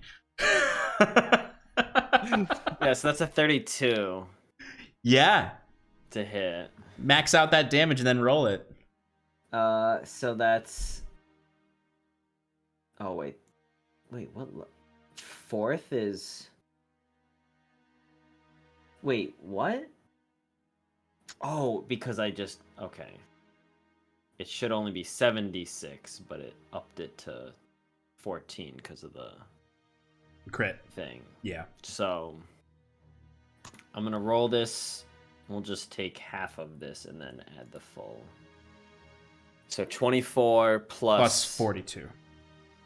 42, thank you. 66 damage. Yes, radiant. I'm gonna add, because it's an at 20 and this is a cool moment, I want you to hurt him somehow. I want you to tell me how you like maim the Harbinger in some way. You know, not like you don't cut his arm off or something. Right. Like, No. Like, what is the wound that is created by this guiding bolt that illuminates also because of the effects of guiding bolt? Right. So I imagine Kieran like almost like powers up Kamehame. He's got his shield up, the new bulwark, and then he just thrusts the staff out, and from the end, you know, fires off this.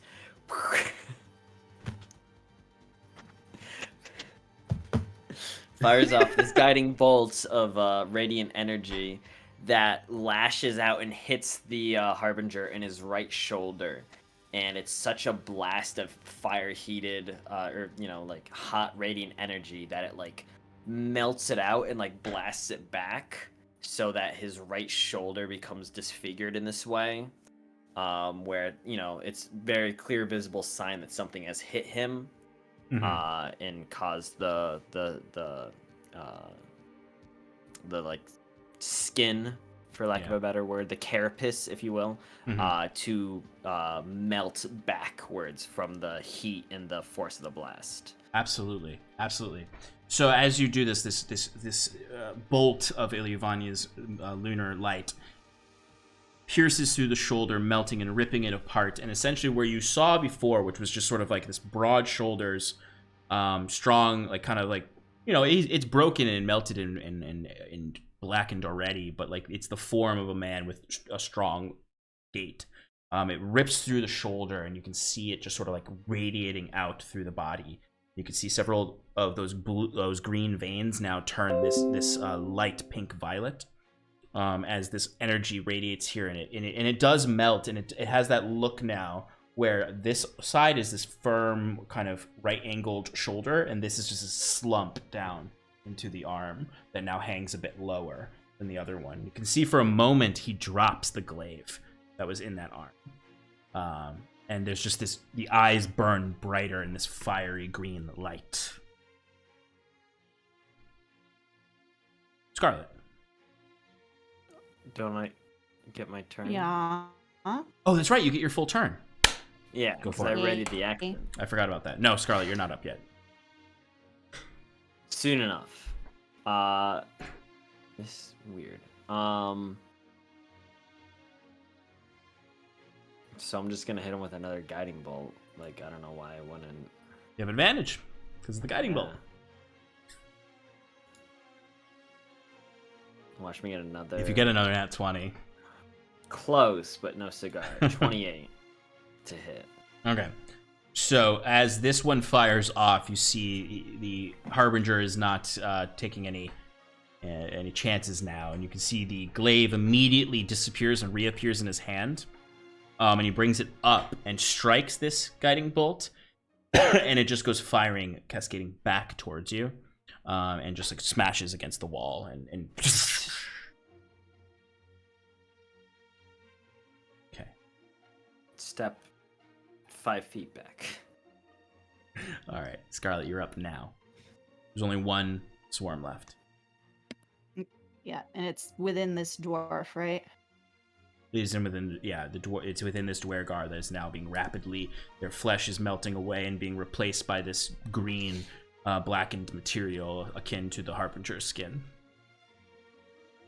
Okay. Since my dagger was in my offhand, I'm going to use my main hand to pull out the prongs of the black, and I am going to use my bonus action to give myself steady aim so I can have advantage, and I can do sneak attack. Go for it. So I imagine I'm going to have to move a little, right? Yeah, because they're no longer there's no longer a swarm to attack. They're within the dwarf, so you have to run up to the dwarf.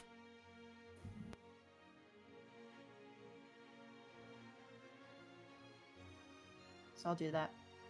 All right. Oh, that is a 19. Okay. 19, yeah, that hits for sure.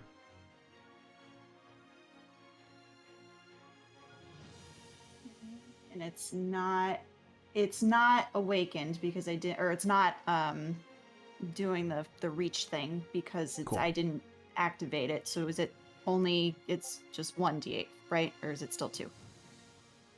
No, it's still 2.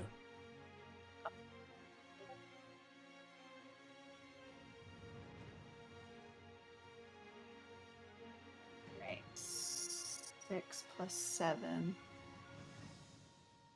13 points of piercing damage. 13 points piercing. Okay. Yep.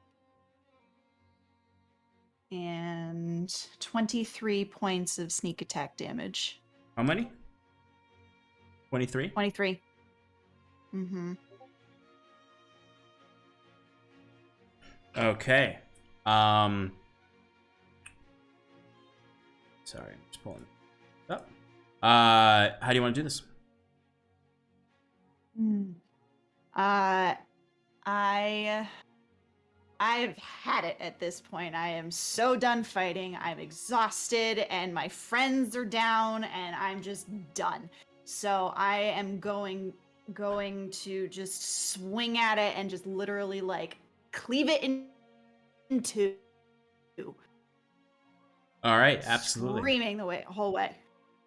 And as the prongs of the black comes up and just rips down into this husk, cleaving it in two, you see the magma of the prongs of the black burns away any of the spores, the motes that are left within, and they turn to cinders all around you as there are no more threats around you.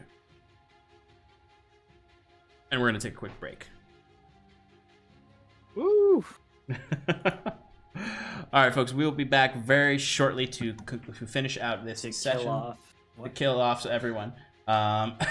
We'll be back in a moment. Stick around, and we'll see you in a second.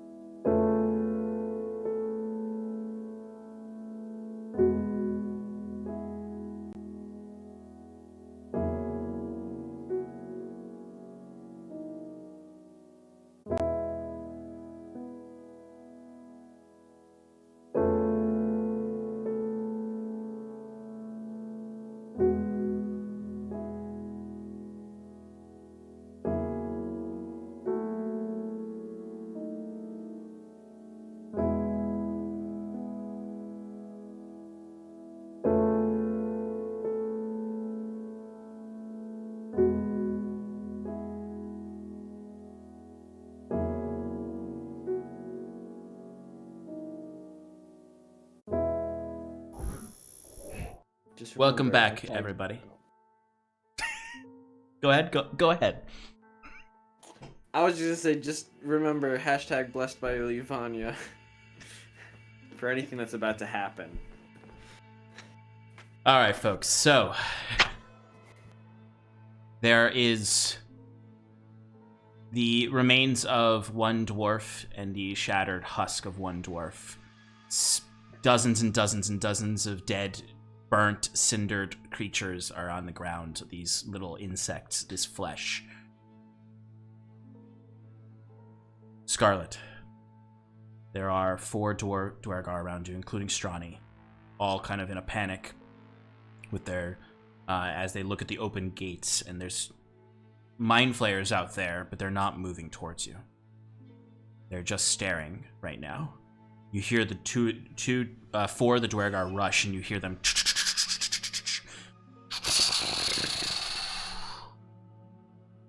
Huron is unconscious, but stable. Talray is dying right now. You can do one thing before I make Talray do another death saving throw. I just do a medicine check, see if I can stem any of the bleeding. Yes, you can. I would definitely have some good berries on my person. Oh, I still fuck. I'm gonna have disadvantage though because I'm exhausted. Except you have a healer's kit, right? Yeah. A healer's kit means you don't have to roll for it. You just stabilize them. People forget that about healer's kits, that they're very factually valuable when your healer's down. Because you have 10 uses in a healer's kit, and you use 1 use to essentially stabilize them.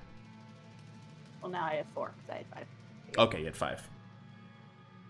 So Talray is not alive, not awake, though, but he is stabilized. You would need to use his good berries to waken him. I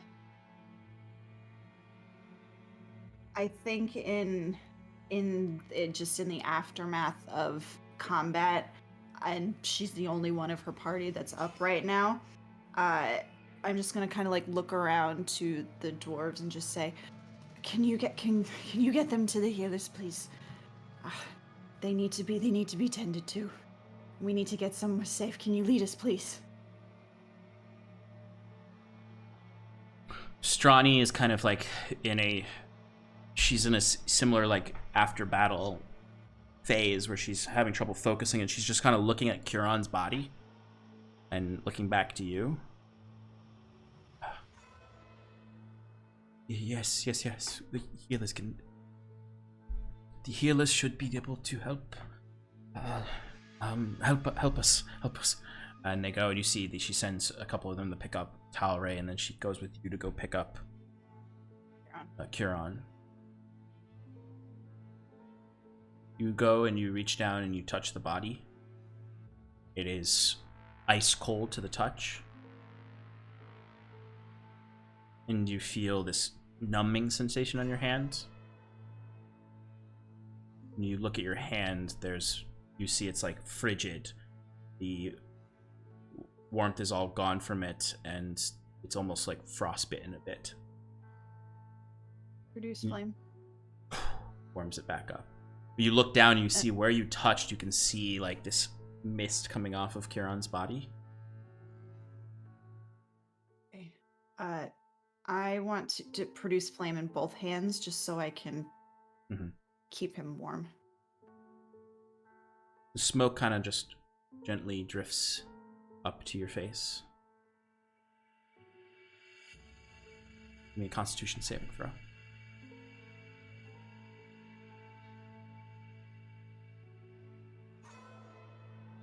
23. Well, yes, 23. That's not an ability check. You quickly avert yourself to avoid inhaling this smoke as it dissipates.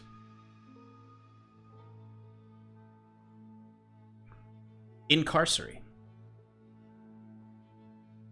Curon, you see the Harbinger is stepping towards you slowly but surely, as he's just deflected your attack after you've injured his arm. He's kind of dragging that glaive right now.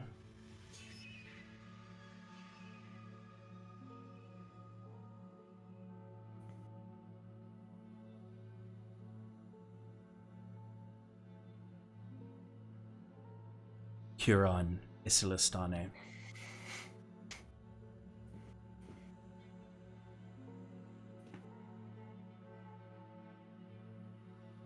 A nuisance.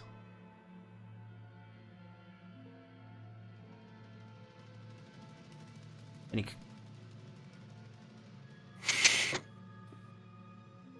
He's got something stuck in his throat.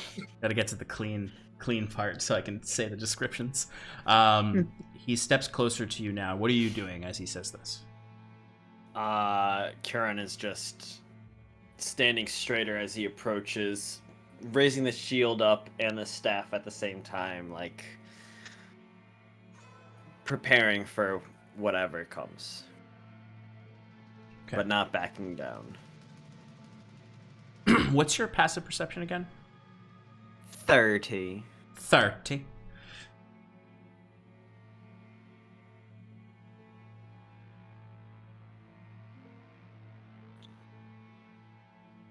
A slave to your god, burdened by divinity. Just give up. You may see it as a burden, but it's the one thing that's taking you down a notch, Kieran says, nodding towards the injured portion of the Harbinger. While there's still breath in my lungs, while there's still mortals on our plane, I will not give up.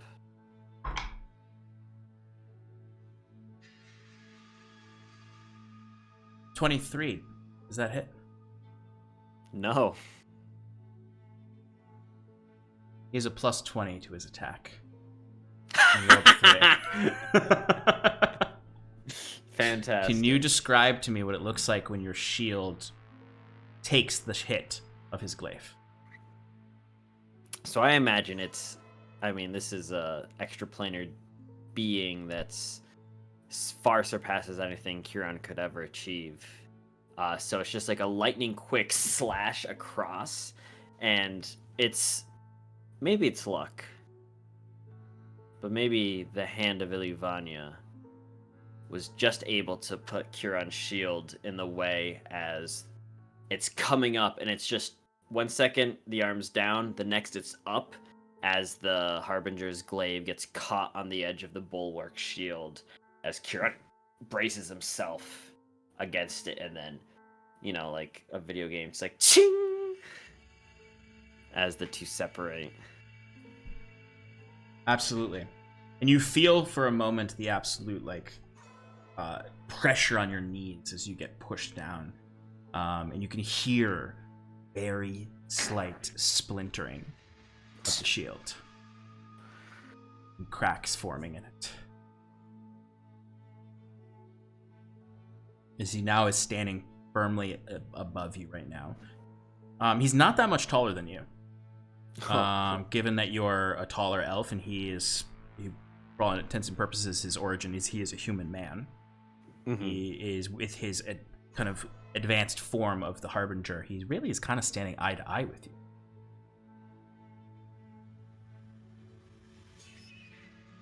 With your 30 passive perception, as he's about to start speaking, you kind of look around.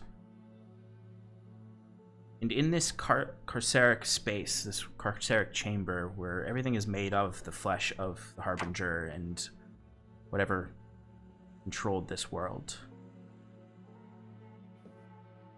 you notice the corner of the room, your left and right, ethereal chains snake out of nothingness towards the Harbinger.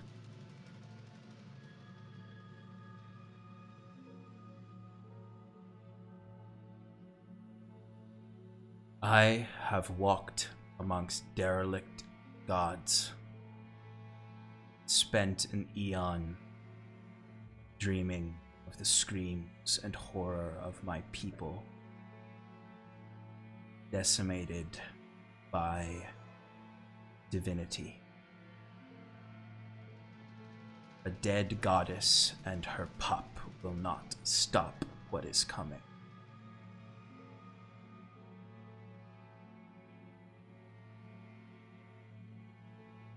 As he begins to raise the glaive again, strike you.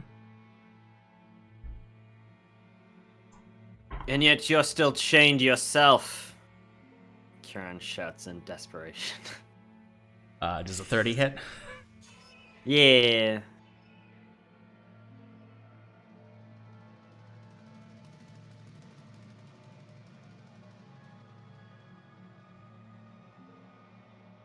Your soul takes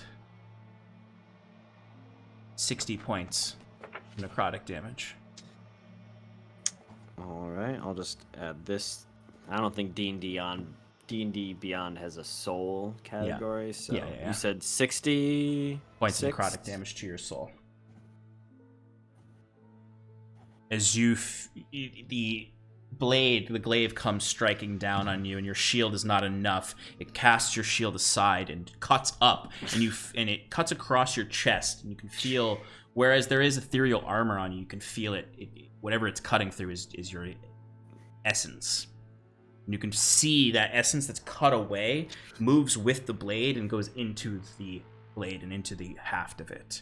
As it cuts up and it hits the staff of Ilyuvania, and you can see the staff stops it, but you hear a splinter as part of the staff cracks.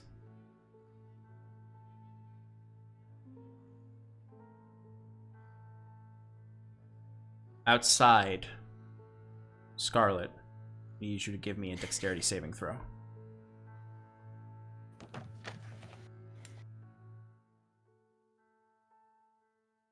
$17. The body of Curon, a shockwave shoots out of it. You take 30 points of necrotic damage. Still have my armor on? If you didn't dismiss it, then you do. Okay. No, I didn't. Fuck. As you see this sort of teal and green and black energy shoots out, as you see the dwarves all get blown back. And they're unconscious. So it's literally me.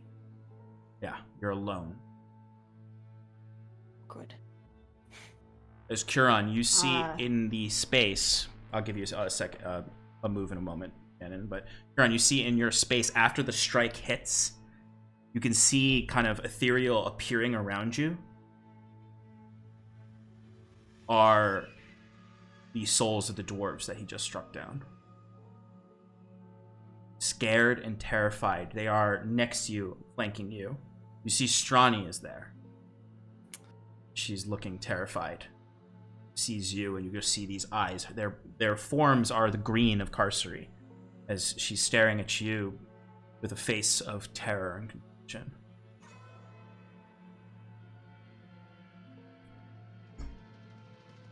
You do anything? Kieran just turns to her and the other dwarves and goes, "Stand tall in the face of that which would ruin everything." And Kieran just turns to face the Harbinger again. I think it's a moot point to attack in any way. So, if nothing else, Kieran maybe readies a dodge action to give the Harbinger disadvantage at his next attack. But he's just gonna stand defiant in the face of this one.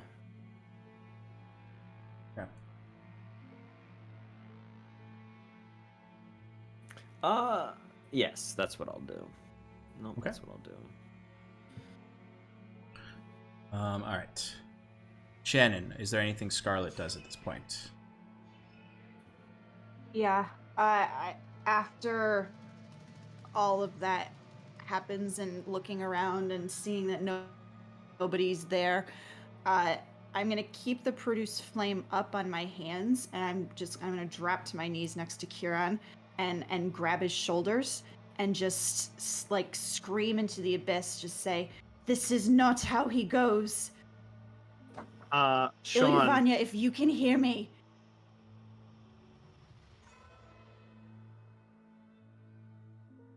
Sorry. could we say for flavor, Mundy, who, has just been watching all this, uses his reaction to give an infused strike, adding radiant damage to her produce flame, but it's really just turning it into a moonlit flame with the same radiant energy as, or similar radiant energy to Ilyavanya. I like what this equation is adding up to. Scarlet, make an attack roll with your produce flame.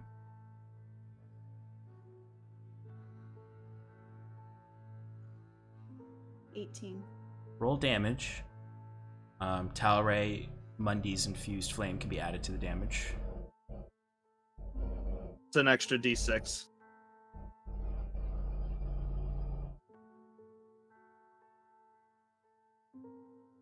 11 points of fire damage. Okay. Scarlet, you watch as you kind of like, you're begging for Ilyavanya, and you have this flame in your hands, and you bring a hand down and kind of smack down on Kiran's plate armor in such anger. And you find as soon as you smack down the armor seems to, at first you think it's just the armor, how it absorbs magic, but this radiant light kind of moves through Kiran's body and it twitches.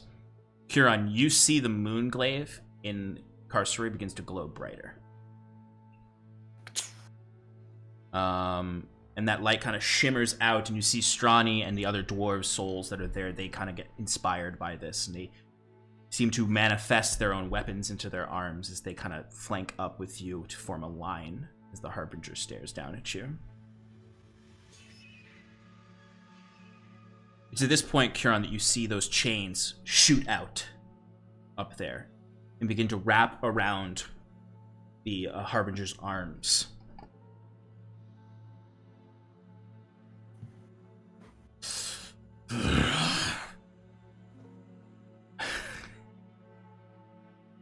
Futile efforts from a half-dead god. He pulls his arms forward. The one that's injured kind of struggles, and you see the chains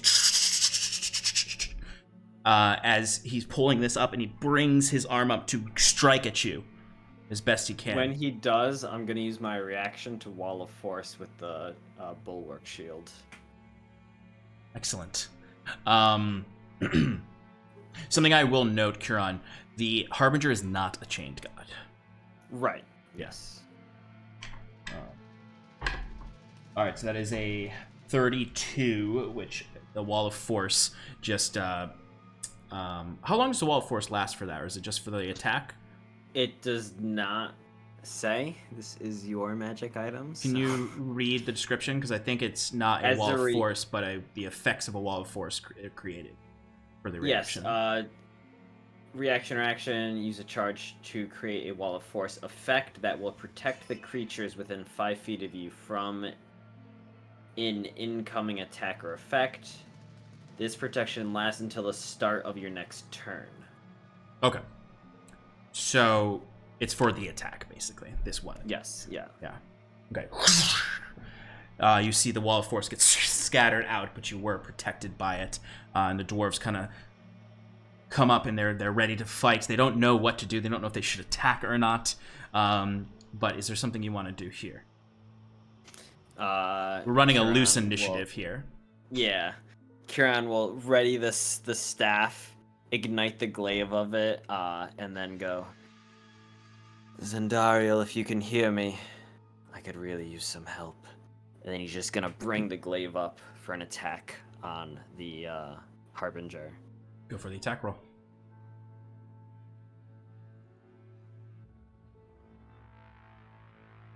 Oh, that's a 19 for 28. Okay. It doesn't deal any damage, but it hits him. So I want you to describe how it hits him and what the effect is. So Curon, activates this and then, brings it up to strike, slicing right up the midsection. And if it does no damage, then it does no damage. But if, it has an effect, maybe it cleaves the Harbinger's glaive in half. As he just barely is, cutting a line up the chest, and then the Harbinger's got his glaive ready, and he just slices right through. I will allow that, because I like that. As you cleave the Harbinger's glaive in half, and you can see, when it cuts through, the glaive is not made of wood at all. You can see it's completely made of flesh, and you can see, where it severs, it kind of splatters this material out, which you would recognize as the ferrous fluid that made up the motes. And they kind of just scatter out and seem to be unaffected by gravity as it floats around him. He does look down with a face of somewhat disbelief. He's kind of caught off guard because these chains, you can tell, he's never seen these before. He's never been trapped in his own world before in some way. Or there's never been such a breach, especially for someone he brought in to manipulate. Outside, Scarlet and Mundy, you saw this light go through Curon, and you can see that he twitched. It did bring some life back into him. I do it again. Okay, go for it. Just when I saw that worked, just continuing to do it. If a 27. round has passed, then I get another reaction. So It has, you could add so you would be able to do that. The reaction is what is making this work. It's not Scarlet can't just throw fireballs at Curon. Well, she can. It'll just kill me quicker. You get to add a d6 to that, Scarlet.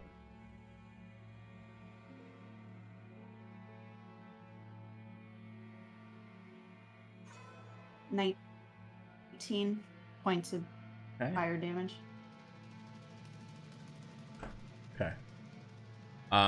Curon, you feel that one when you're in there. You feel kind of this heat, this warmth shoot through your body when you were feeling cold before. And instead of damage to your soul, it is healing your soul. You've been healed for 30 points to your soul. I'll take it. Yeah, that's the current attack and the last attack added together.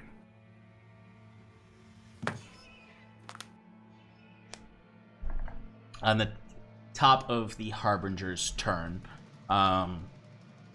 he struggles with the chains, and you see he drops the glaive that kind of just vanishes altogether. And he strains against the chains, trying to break them. That's him.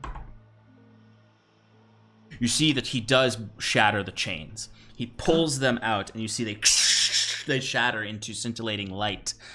This bright kind of baby blue light of these cinders kind of comes down, and you see them all kind of manifest together in front of you, Curon, in the form of a man who's kind of prone from this strike. You can see as the light fades to their actual form, he's breathing. You see rags of a shepherd, the bald, runic tattooed head, beard of Hadric, the Wayward One.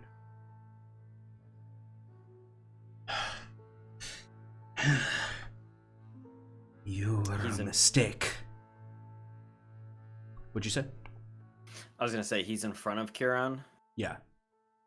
Curon would almost immediately bend down to shield him, or cover him in some way. Yeah, absolutely. And he would accept that and look to you with kind of that,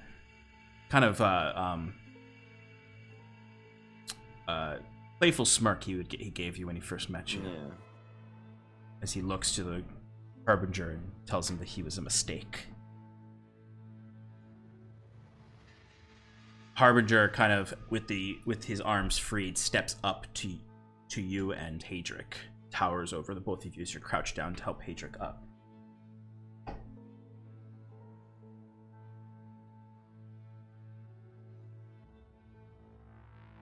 You failed.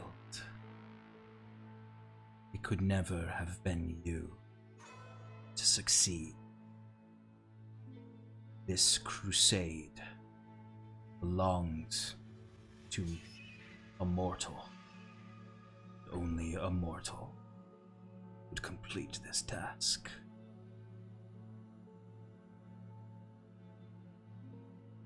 Imprisoned my people in the bellies of those vampires for an eon, and I had no choice but to listen to their screams.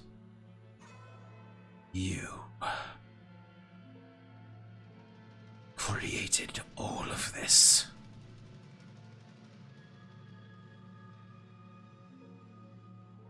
And Udric kind of stands with you. You get him up onto his feet, and he kind of puts a hand out to you, kind of like he can handle himself. And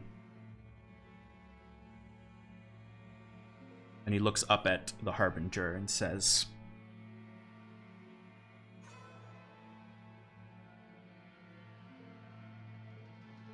"What I did to you and your people and to all of these people is unforgivable, and I have punished myself for that. But I will not stand by while you crush the spirit of a new generation. I am doing something to remedy my actions." You see more chains now start to appear around and latch after the Harbinger. And he is successfully grappled by Hadric's chains. Huron, is there anything you want to do in this moment? Sorry, taking notes.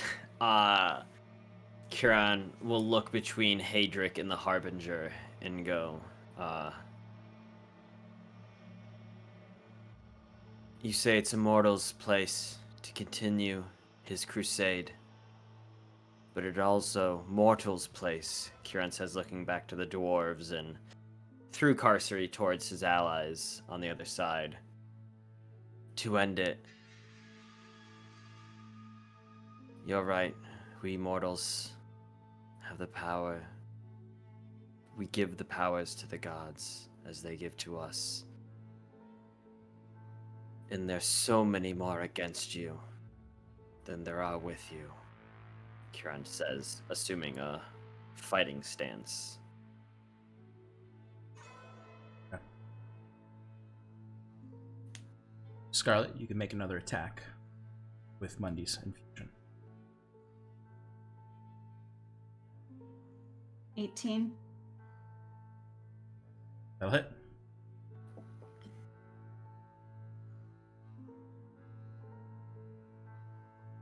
$17 plus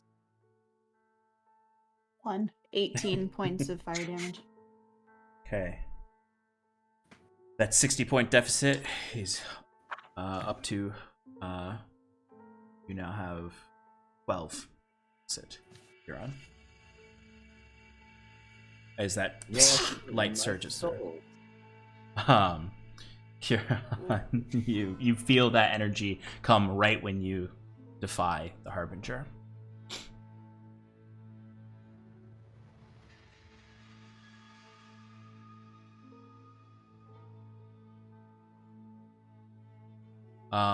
You see the Harbinger again tries to break out of those chains, and they are holding him back pretty well, but he does kind of move forward to try to attack Hadric. If possible, Kiran will step in between. I will allow that. I feel like I have a better AC than this guy. I mean, he's just got chains around his wrists. Like, what's that's gonna do?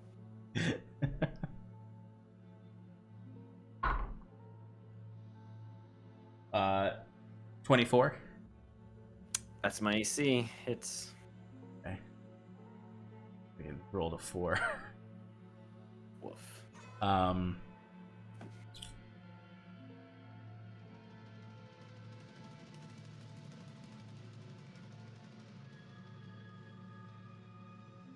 right, Kieran, your soul takes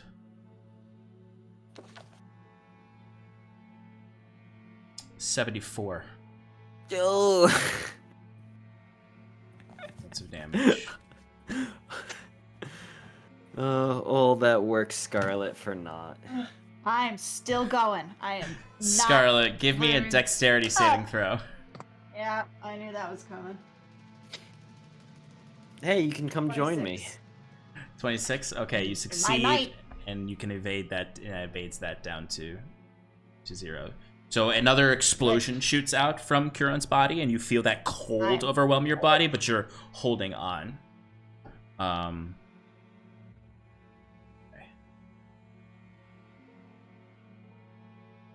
Kieran, you feel another strike into your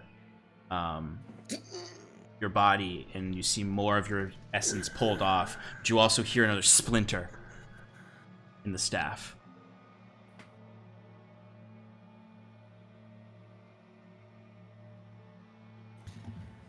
Sean, I will die here. I know you will.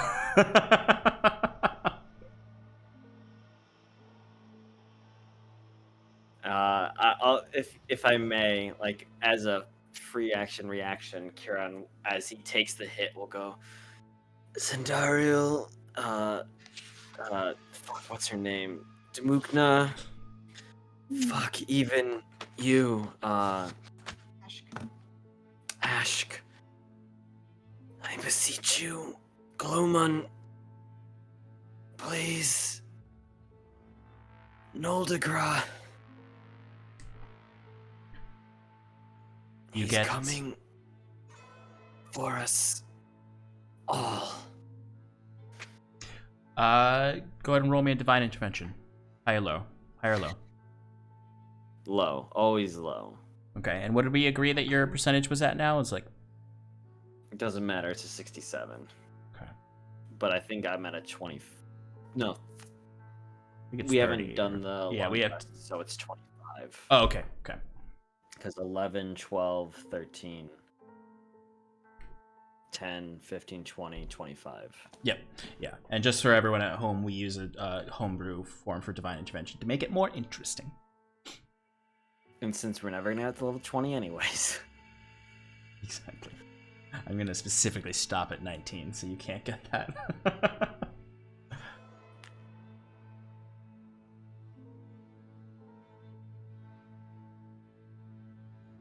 You're a fool, Kieran Isilastane. No god can reach this place. Kieran just looks at Hadric, just stares right at him, and then back up at the Harbinger. He did.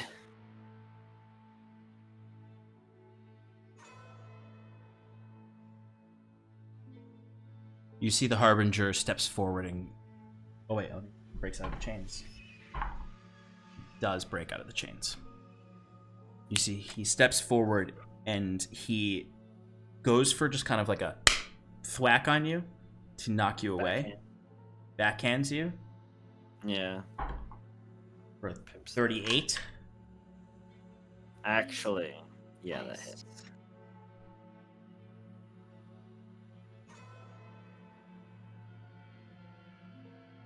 Can you use the shield again? I can. For 31 points of damage to your soul. Oh,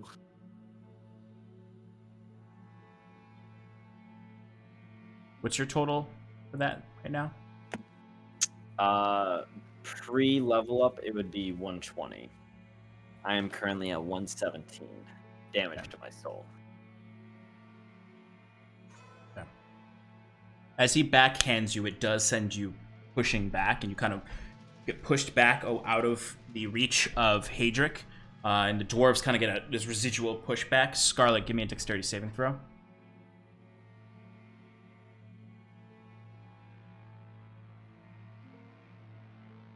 Oh, that was a dirty. Dirty 20. All right, you just make the save, so you don't take any damage. But another Can I burst comes out. call out to Fearsall and just like in this moment of desperation, just like beating my fists against Curon's chest, just Eating like a forge. yeah, essentially, Fiends. yeah, With radiant fire. Fiends. yeah, and just anybody. All right, yeah, I will allow that. What I'm going to say, though, Scarlet, is you're going to roll a divine intervention roll, but you're going to have the base base cleric. It has to be high or low. Hi. So it has to be 90 through 100 to succeed.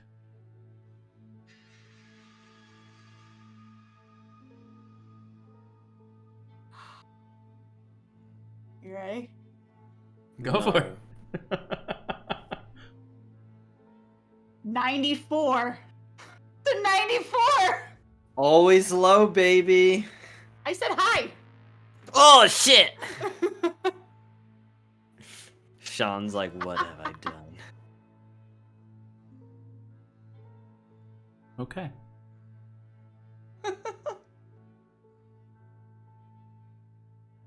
Curon, Yes. give me a D100 roll, high or low. Well, now I feel like I have to go high. Yeah, I did too. If this is low, I'll say no more. 86.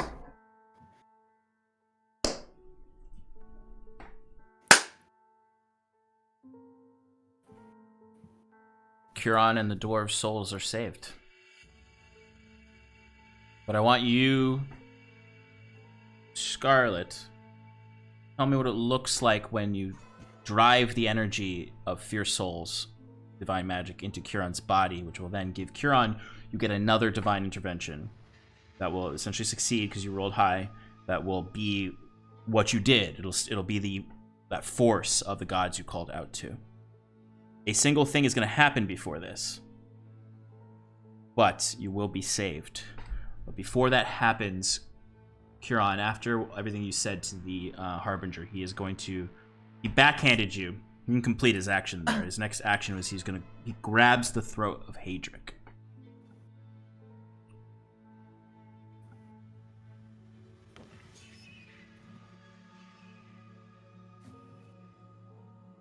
No god could bear the weight of such a purpose. No, it had to be mortal. And I have walked amongst derelict gods. He looks back at you again, Curon. Heard the eternal cries of my suffering brothers and sisters, and the infinite apathy of the gods. No, a mortal must bear this burden to end divinity.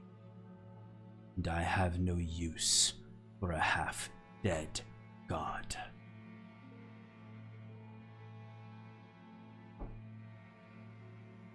And he wraps his hands around the throat of Hadric and begins to squeeze the life out of him. As Hadric begins to claw at his arms and he lifts him off his feet.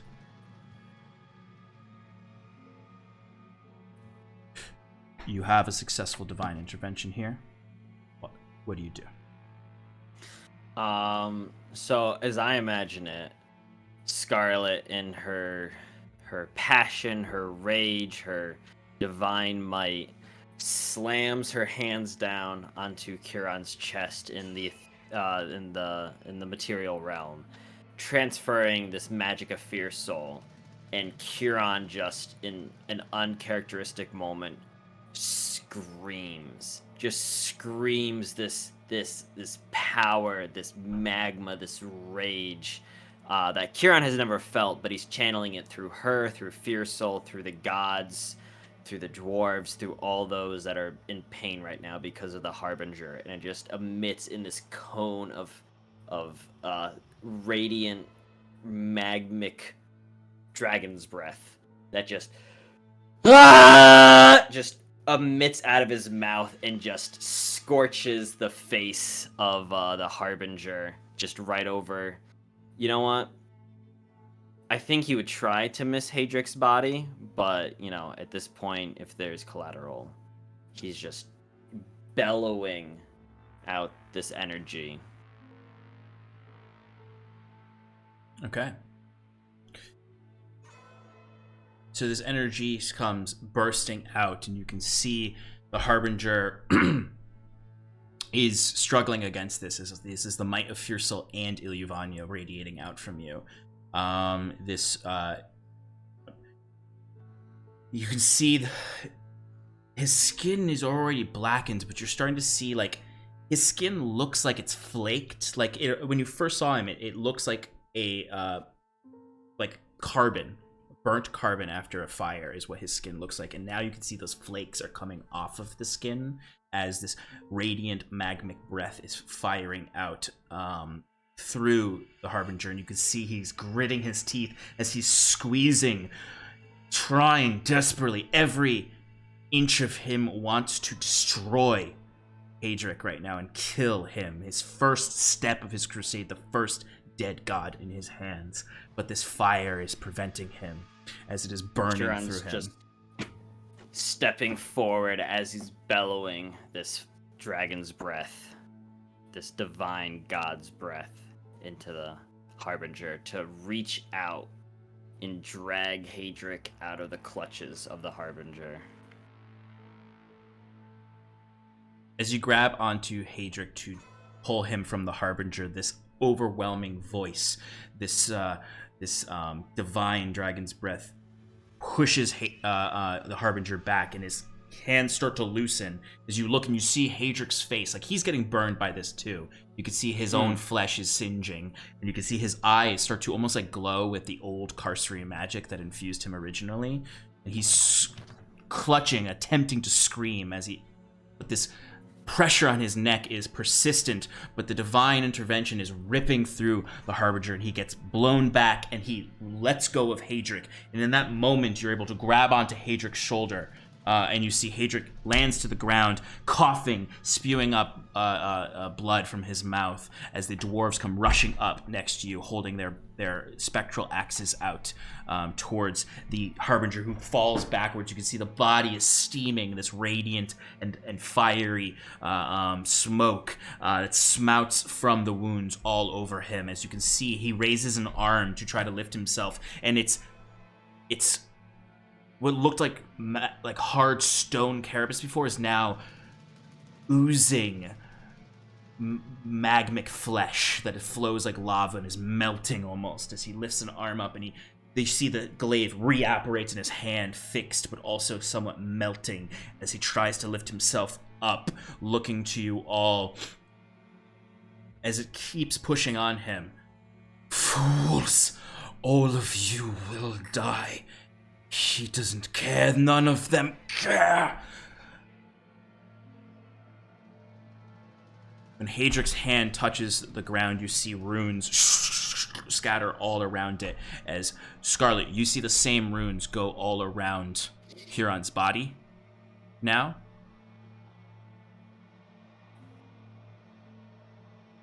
As you suddenly feel like the loud sounds of magic start to pop around you and singe around you as these runes come off the ground and lift up, and lights swirl around you as the Harbinger comes rushing forward as best he can, trying through the shout. He brings the glaive down. The glaive itself is ripping apart as he's bringing it forward, the flesh spewing off of it and regenerating at rapid paces. And before it can come down through you, the Hadric's divine teleportation spell goes off. His own phase planar shift as you as you all feel yourselves gushing through reality, through to the true outside the fields of death. As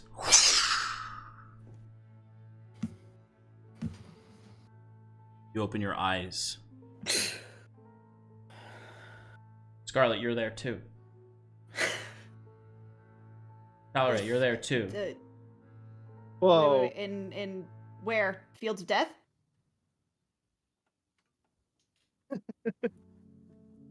Yes. There's the chirping of birds all around. The sun is setting in the distance on the hill above his cottage, the village he holds there. Adric drops down to his knees, coughing up blood. You can see there's like burned, singed, necrotic flesh around his neck, and then the radiant burns all over the rest of his body. You are alive. Huron, your soul is wounded. You ended with 117 damage to your soul, right? Yes, out of 120. Okay, you have 117 damage to your maximum HP for now. Okay.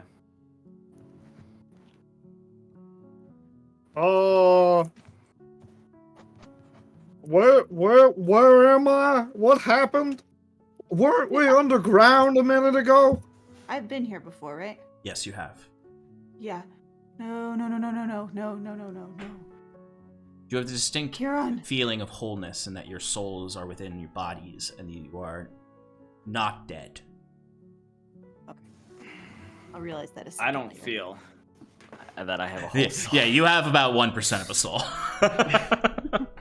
But I immediately Yeah. turn around and rush for Huron.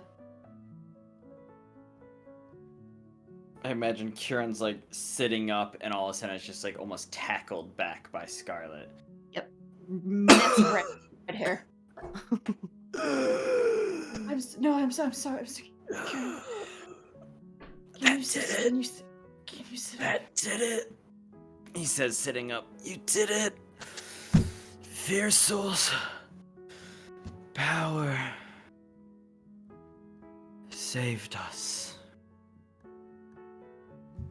You did it. And I felt him too. Kieran says, looking around Scarlet to Talray. I felt him too.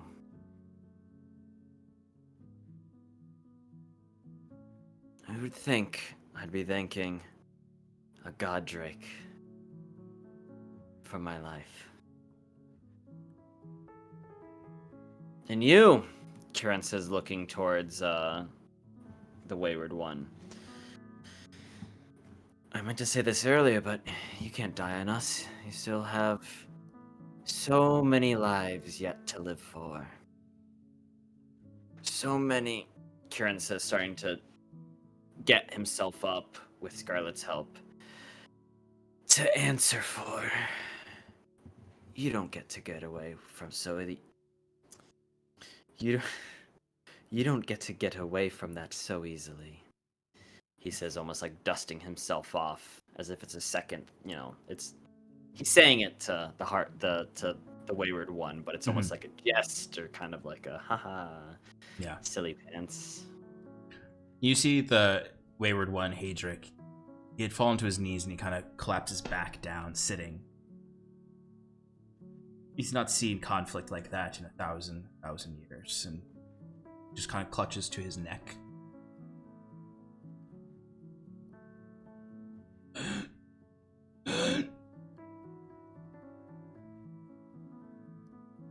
He can't speak.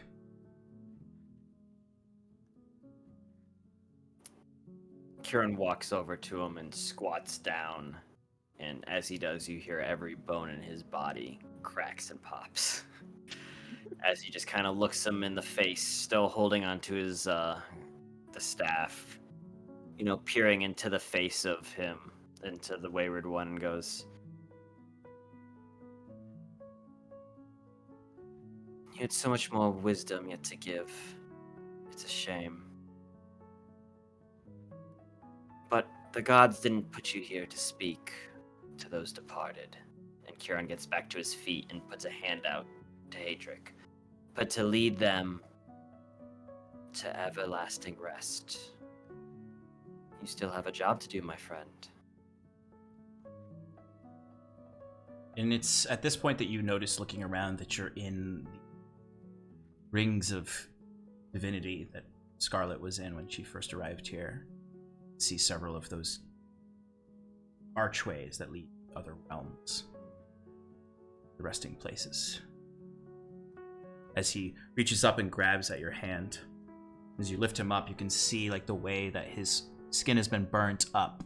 Like there are veins of both Parseric magic and divine magic and fierce soul magic that have infused into his flesh. His eyes glow with a mixture of red, violet, and green lights.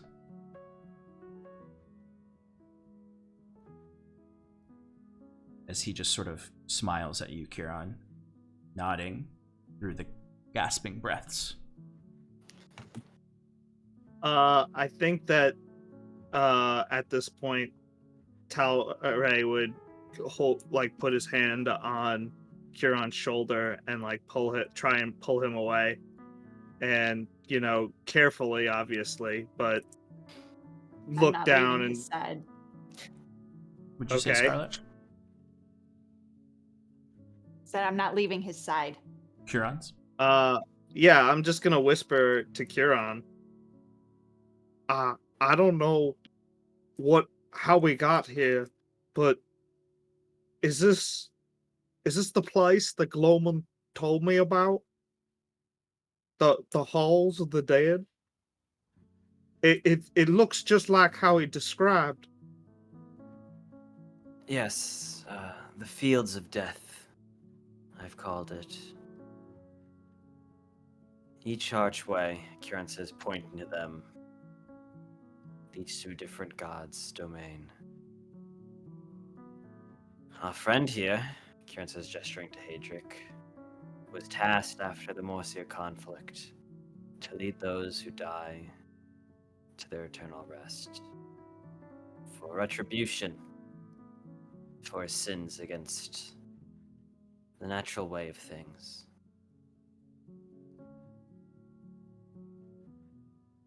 Do you think he could guide me to my hunt, my Glowman, where I could find him? Oh, Talray, no. It's not our time yet. Though I'm sure when it is, Hadric here, Kieran says, looking to him, will happily lead you to the realm of the... Is Glowman the Twilight Goddrake? Yes, he's the Twilight Dragon. Yes. The little Goddrake. Will gladly lead you to the little Goddrake's Twilight realm. But that's the whole thing. I just came from the Twilight realm. He ain't there. I gotta find him. And Wait, last thing he said was go to the halls of the dead of Therius Moor. Oh, these are the fields of death. I see your confusion.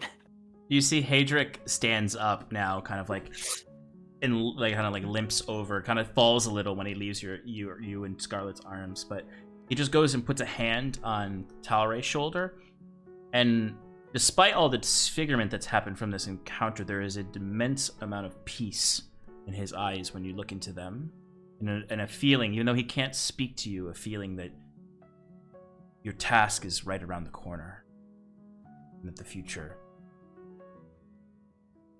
is hopeful. And as he looks at you, and there's a smirk on this face, this, aging human man's face.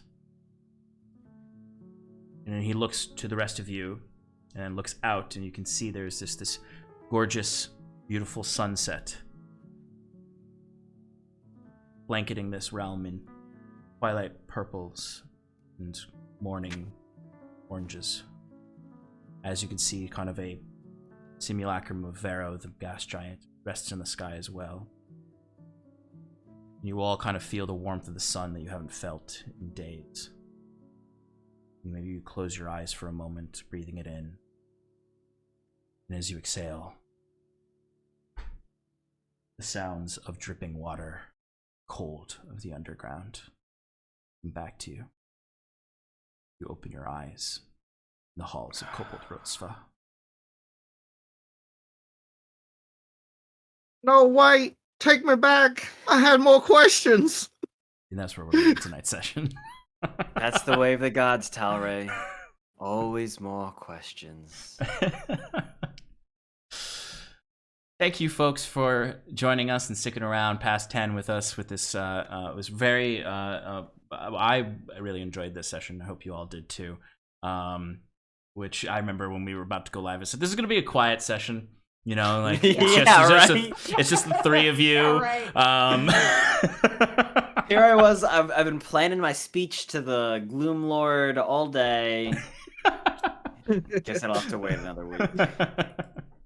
But thank you so much for joining us, folks. We've got plenty of more programming throughout the week. I'm not too sure if we're going to have another Play in Paradise tomorrow, just because I'm not sure if Mike and Alex will be back yet from their trips. But keep an eye on socials for that. Keep an eye out for your notifications. Definitely click that bell if you don't get notifications and want them.